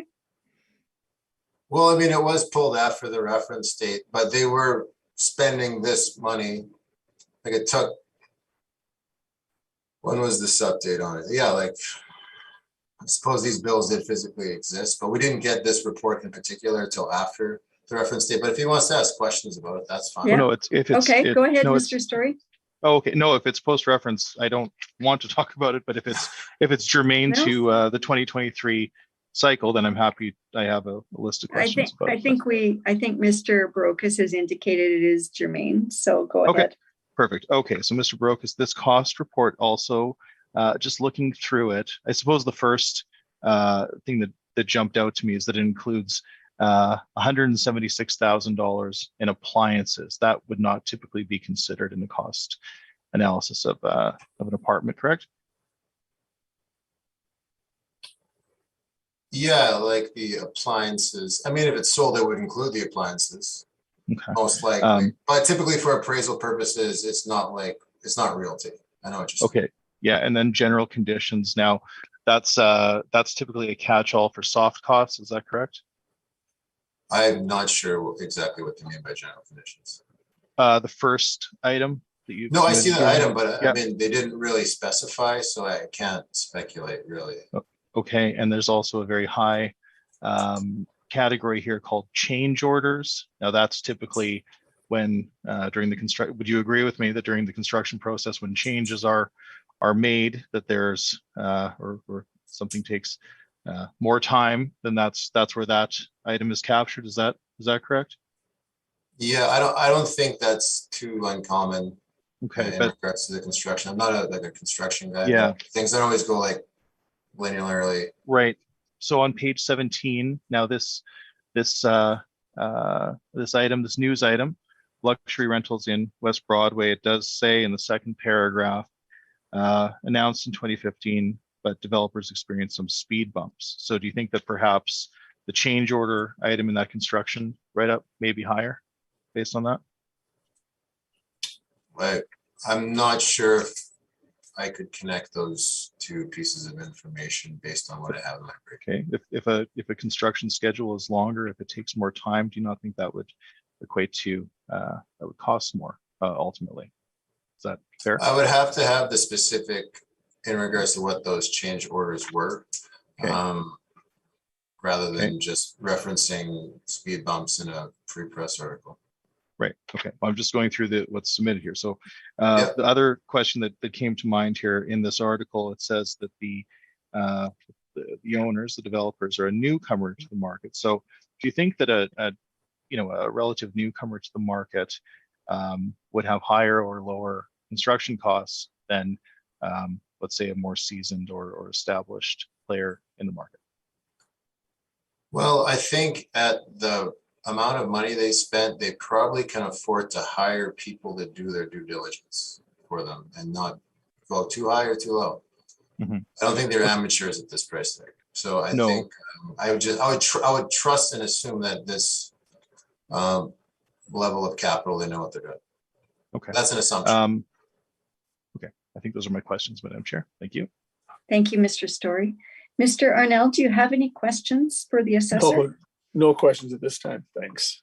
Thank you. Ms. Anderson? I have no questions. Thank you. Okay, and neither do I. Mr. Story? Yes, thank you, Madam Chair. So again, we have our 4-story concrete frame structure, south side of Westminster. We've established the physical asset here, so I won't belabor that. Ultimately, we have a rent roll as of April 1, 2021. So that's how we've determined our rents. It has been submitted. I apologize, I did not submit it into my appendix, but I do have it in rebuttal. I've provided it to the assessor. So that is how we've developed our rents, and they have been provided to you. Now, if Mr. Brooks is not keen on having it submitted, that's fine. That's understandable. But I can submit to you verbally what the rents are and how we've determined them. But they are we have used actual rents as of April 1, 2021. Interestingly, the parking for this property is included in the rent. You'll recall that in the previous cycles, we assumed that a knowledgeable purchaser or participant would have assumed that there would have been extra income coming by way of parking revenue, but we know now that the actual rents that are being achieved include parking. So, and I'll just state it to you very quickly, the actual rents as of April 1, 2021 were $1,153 for a 1-bedroom. Again, there are 13 1-bedrooms at this stage, and $1,344 for a 2-bedroom. That gives us potential market gross rents of $825,100. There were on this statement, there were 3 vacant units. I believe that equates to about 7% vacancy, but we've deferred to the 3.2, even though we are in a downtown adjacent area. The CMHC the vacancy that's been applied by the city appears to be in line with CMHC. It is on the low end, but we've applied it because we do not have let's say a long history with this property where we can establish what the vacancy would be over the effective life. So we've erred on the side of caution and used 3.2%. Again, the parking is included in the rent. Our effective gross income is calculated then $798,697. I have made my own adjustment here. I've asked the assessor about the cap rates. We've provided you, Madam Chair, with our entire standalone cap rate study. Suffice to say that one of the first items that we look at is the cycle over cycle compression. And we do see that the cycle over cycle compression in the multifamily universe between April 1, 2021 and April 1, 2028 is 0 to 25 basis points, so a quarter point. We have agreed to 5.25. This property, I suppose there is a case to be made for 5.25 carrying forward, but just in the interest of well, let's say optimism, I suppose we've applied 5%. So I have changed that. So my new request is adjusted upward to $9,490,119. That number once again becomes $9,490,000. That's commensurate with the some of the questions that I've asked regarding the assessor's inclusion of his cap rates. Also our cap rates that we've included here, our analysis of the market, and the the amount of cap rate compression that we're seeing from the brokers. So ultimately, we do believe that a value at April 1, 2021 that is appropriate is $9,490,000. And again, that is based on the actual rents as of April 1, 2021, accepting the 3.2 vacancy and accepting again the 40.6 expense ratio. Again, it is creeping up from what we saw in the previous cycle, which is what we would expect to see. So we have no issue there. So ultimately, our value, our request today, once again, is adjusted to $9,490,000. The balance of the brief, again, are these photos that speak to the current physical condition. They are staged photos, no issues with quality whatsoever. Ultimately, that is my submission. So our request for this year is $9,490,000, and I thank you. Thank you, Mr. Story. Mr. Barocas, do you have any questions? Yeah, so, because I'm looking at the rent roll that you sent me today. Does the panel have that to look at? I sent it in as rebuttal, and it does, I should tell you, Matt, it has the 346 Broadway that we talked about. It does have rebuttal to that again. So both of them are for the 2020 rental year. So yes, the panel does have it. So okay, so yeah, We just, I need to be clear, we have not seen it yet because it was submitted as rebuttal evidence. So we have not seen it. Do you wish us to open it up now? Is your... Well, I mean, because we're coming down to income, and I'd like to just question the calculations. Okay, so give us a pull that minute up. then. Give us a minute, then we need to open it up. Yeah. I'm going to email it to you, Mr. Story, as well. oh, I have it here. So He has it. It's Oh, his. okay. Yep. Oh, I'm sorry. I thought we were referring to Mr. Barocas's rebuttal. No. Okay, so where am I finding this rebuttal here? Is in the OneDrive. Sorry, let me just go back to it here because I was in the email.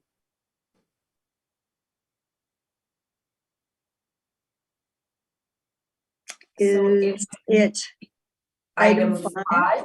Yes, applicant rebuttal okay, for got the it. 2023 supplementary appeal. Okay, thank you. No problem. Okay, does everybody have that? Mr. Arnell, Ms. Yep. Anderson? Okay, go ahead. Mr. Story. Oh, Matt, you were asking questions, right? Yeah, so just to make sure we're on the same one, on page 2 of this one, it says 710 Westminster, and it has the April 1st, 2012 rent roll. Yes. And it April starts 1st, with 2021 roll, right? Yeah, and the first unit, 111 is 1370, right? Correct. Okay. So I guess if you go to page 3 and you see your calculation of one bedroom at 1153.47. How did you come up with that figure? Okay, so this is, I'm glad you asked, because it is kind of, it's interesting. As we all know, we had a change in configuration in 2022. So we knew what they were charging for one bedrooms in 2021, and we know what they were receiving for two bedrooms in 2021. But just keep in mind, be acutely aware that in 2021, there were 44 suites. There were 44 suites with 6 one-bedroom units. So let's see here, it's page 3 of my rebuttal. And this is based on that rent roll, which has, again, the 44 units. Those 6 inputs that you see under one bedroom, equating to 6, 9, 20, 80, that's what they're achieving for one bedroom, okay? And that comes to $1,153.47 per month. Subtracting that total from the balance gives us $51,075, and that is what they're achieving for the 2 bedrooms. Now, what we have to do is for the I've labeled it 2020 in my rebuttal. It's actually should be No, it's 2020. I guess it's because we're looking at what they should be achieving for a 1-bedroom and a 2-bedroom. But again, we have to remember there was a change in unit type. But we do know that the year before, what they were achieving for a 1-bedroom was 1,153.47, and for a 2-bedroom was 1,344.08. You can see on the table below that we've then extrapolated that to the 13 1-bedroom and then to the 40 2-bedrooms. And that's how we get to the what we'll call the gross potential. You see that there are, let's see, 3 out of 44 units vacant, but we have accepted a market vacancy. So I know it's a bit circuitous, but it does give us a sense of what this owner was achieving for, well, it tells us exactly what this owner was achieving for 1 and 2 bedrooms as of the reference date. So we didn't use any post-reference material. Again, I can't stress that enough. Okay, and so just looking at your calculation at 1153. So if I'm not mistaken, you basically added up these 6 levels of rent and you divided by 6 to come up with an average. Is that correct? That's right. That's the average 1-bedroom rent in this property. Okay, so at this time, I noticed that there's this $900 and $1,075 rent is much lower. Mm-hmm. I look at the rent roll, there's only one $900 unit and there's only one $1,075 unit. Did you take that into consideration at all in the weighted average, or? In terms of artificially making them higher? No, because if you were purchasing this property, this is the income stream you'd be purchasing. This is what they're achieving. So I didn't look into why that rent was discounted. It certainly could have been a matter of staving off vacancy, but I'd be speculating on that. These are actuals, so this is what we've used. Okay.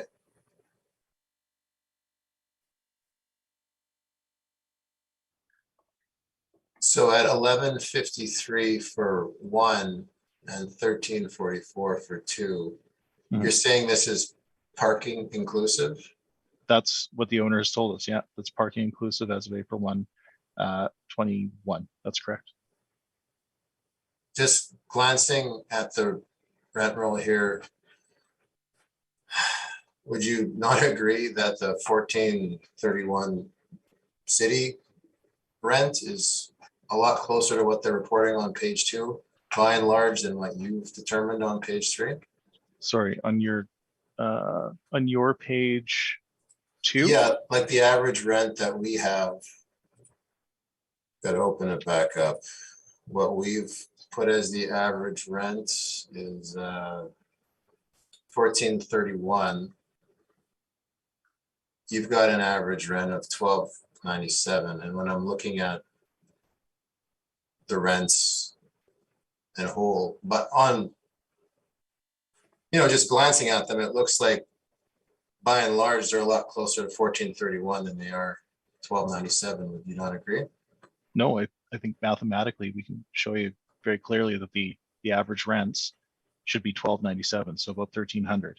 And I think, and I've mentioned this before, I think the issue, perhaps based on what we've seen with the comps, I think we haven't maybe the city hasn't looked at.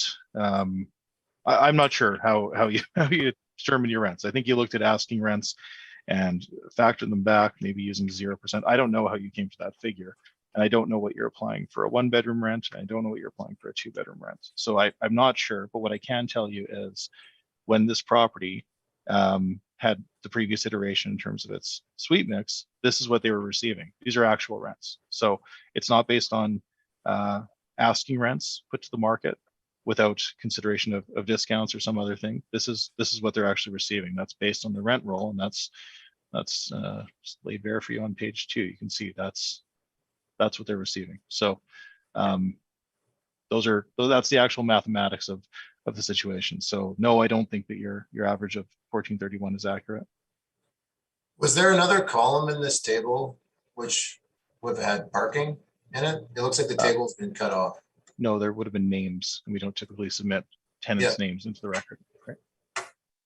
Are you aware that the property manager told us that parking was in addition to rents? No, that was in 2023. That's what they told us when they gave us the disclosure of information For 2023, for the property in general. but for what year? That would have been 2022. Okay, so we're dealing with April 1 of 2021. Okay. I think that's fine for now. Just a summation at the end, please. Thank you. Ms. Anderson, do you have any questions for Mr. Story?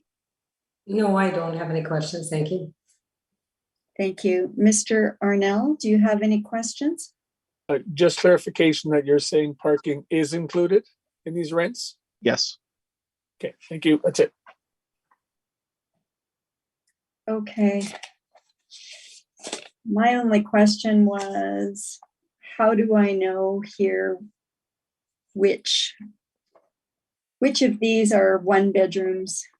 Obviously the 900 and the 175 is. Some of them are pretty close. Would the ones in that $1,200 range be, like some of them are $1,300, right? Right. So yeah, like the ones that are I should have actually And sorry, tagged this which ones just- are one bedroom. Yeah, no, you're Yeah. correct. This Yep. just reflects that there's 6 one bedrooms.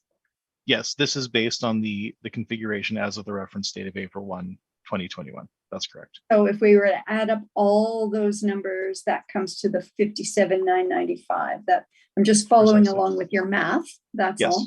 Yeah, And then precisely. you decreased. You took out the from the total. That's how you figured out the 1 bedroom versus 2 bedroom configuration. Precisely. Okay. And And our then you did some extrapolation for the suites, number of suites. precisely. And that I should say that property total, Madam Chair, is based on assuming 100% occupancy. So Yes. yeah. Okay. Okay, I understand what you've done there. Okay. All right. That's for your direct evidence. I believe that's how that was brought in, Yes. given that you raised it verbally. So do you have rebuttal evidence? I do, Madam Chair, and I promise to be very, very quick. It's just with regard once again to the assessor's comps, and I've used Broadway again. I used it in both cycles just to look at it, just to show Right. the effect. So Yeah. yes, it's in that same document. Okay, May I just speak to it quickly? sure. So this is page 1 of my rebuttal document, and you can see that the actual rental revenue that's collected when we consider discounts and vacancy to be $349,885.42. That equates to $971.90 per suite per month. Again, the assessor in their table has suggested, and from our understanding, that rental table does inform the rental rate or attempts to support the rental rate that's applied. And they're suggesting that the monthly rent is $1,407. Mathematically, that's an overcalculation of 44.7%. So it's not insignificant. I just wanted to point that out. And if you sort of reverse engineer how they came to that 1247, you can see that they used that top line for 48,815. I'm sorry, 506,663. I copied this over from the previous one, but it's in the calculation. You can see 506,663 divided by the suite count of 30, and then divided by the per month. That's how they come to that number. So I just wanted to point out that when the assessor is using these rental comps, they're not necessarily, in this instance, accounting for discounts, which are quite substantial for this input. So same general point that I made in the previous cycle, but I did want to bring that to the board's attention. So that's my only comment on that, Madam Chair. Thank you. Mr. Brokus, do you have questions on the rebuttal evidence? No questions, thank you. Okay. Ms. Anderson, I have no questions. Thanks. Mr. Arnell? No questions, thanks. Okay, thank you. Mr. Brokus, do you have rebuttal evidence? I don't. I have the cap rate, but he didn't go through his, so I'm not gonna rebut something that wasn't really presented. Okay, thank So you. probably not. Okay, all right. So we're at the point, Mr. Brokus, would you have any desire for summation? I think you said yes. Yeah. Okay, so 710 Westminster, it's a new build. We don't have any pre-reference date information. What we do have is the actual rent roll and what they're collecting. When you have new builds, if you're looking for its comparators, all the other new builds, well, their income and expenses submitted to us are also going to be post-reference. So what do we have to do? We have to find older properties whereby we have the information and then adjust up for age. It's like trying to put a price tag on a new vehicle by looking at vehicles that are like 2 to 3 years old and saying, oh, it should fall into the range of the old vehicles. Well, that's just not true. People pay more for a new vehicle. People pay more to live in a brand new apartment. The danger is that if we just consider the comparables, we're looking at those older apartments, and if we're trying to fit it within the range, obviously it's going to be too low. When you look at my comps, you can see, knowing what the actual rents are, that using the actual rents factored back, it still puts it a little bit higher than the comparables, and that makes sense. You can adjust up for things like age. It's brand new. So what I did is other than knowing that the rents are okay, I found comparables in the area, not suburban comparables. Access, people out there probably have got more higher likelihood of vehicle access, and they're fine renting anywhere around the city. I was looking for rents in the downtown area, people who want to work and live in the downtown area, not on Innsbruck, not in Londonwoods.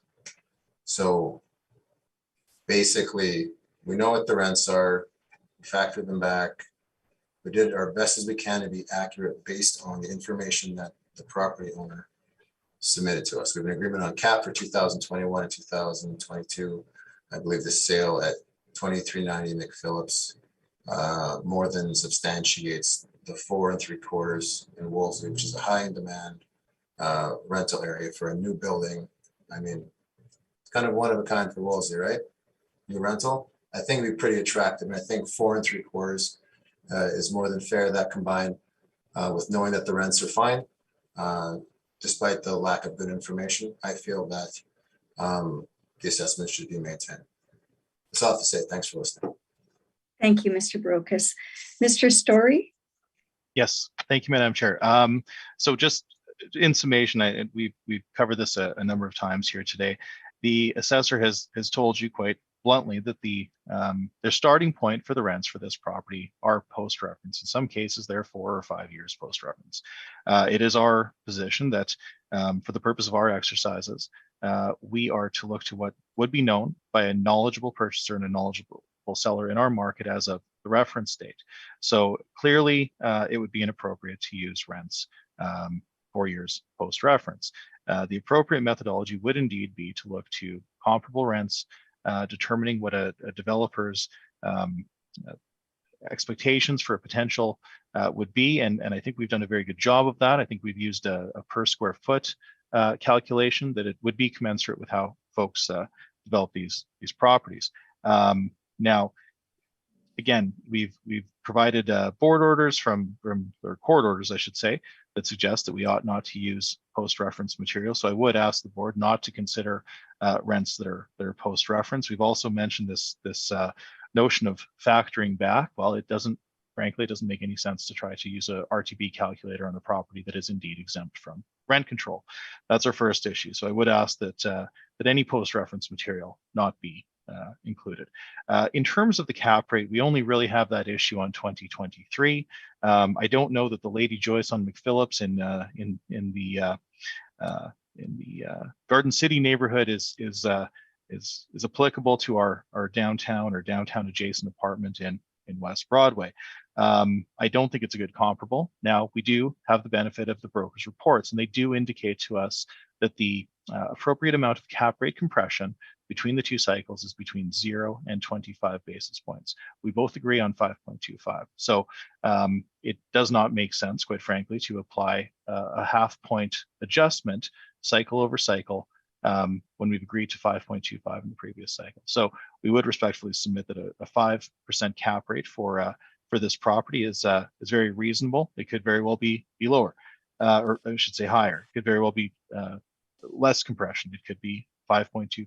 So we feel very comfortable with the values that we've put to you today, approximately 7.2 million, 8.4 million, and 9.4 million. We see healthy increases year over year. We've supported the 2023 with actuals. We've not used post-reference material in any way, shape, or form. So with that, I would ask that you do give weighted consideration to our submission today and not consider any post-reference material. And with that, I thank you for your time. Thank you very much. And thank you, Mr. Brokus and Mr. Story, for your presentations today. We've heard all the items scheduled, and this hearing is now adjourned. So thank you. Thanks, everyone. Thank you. Bye-bye. Bye.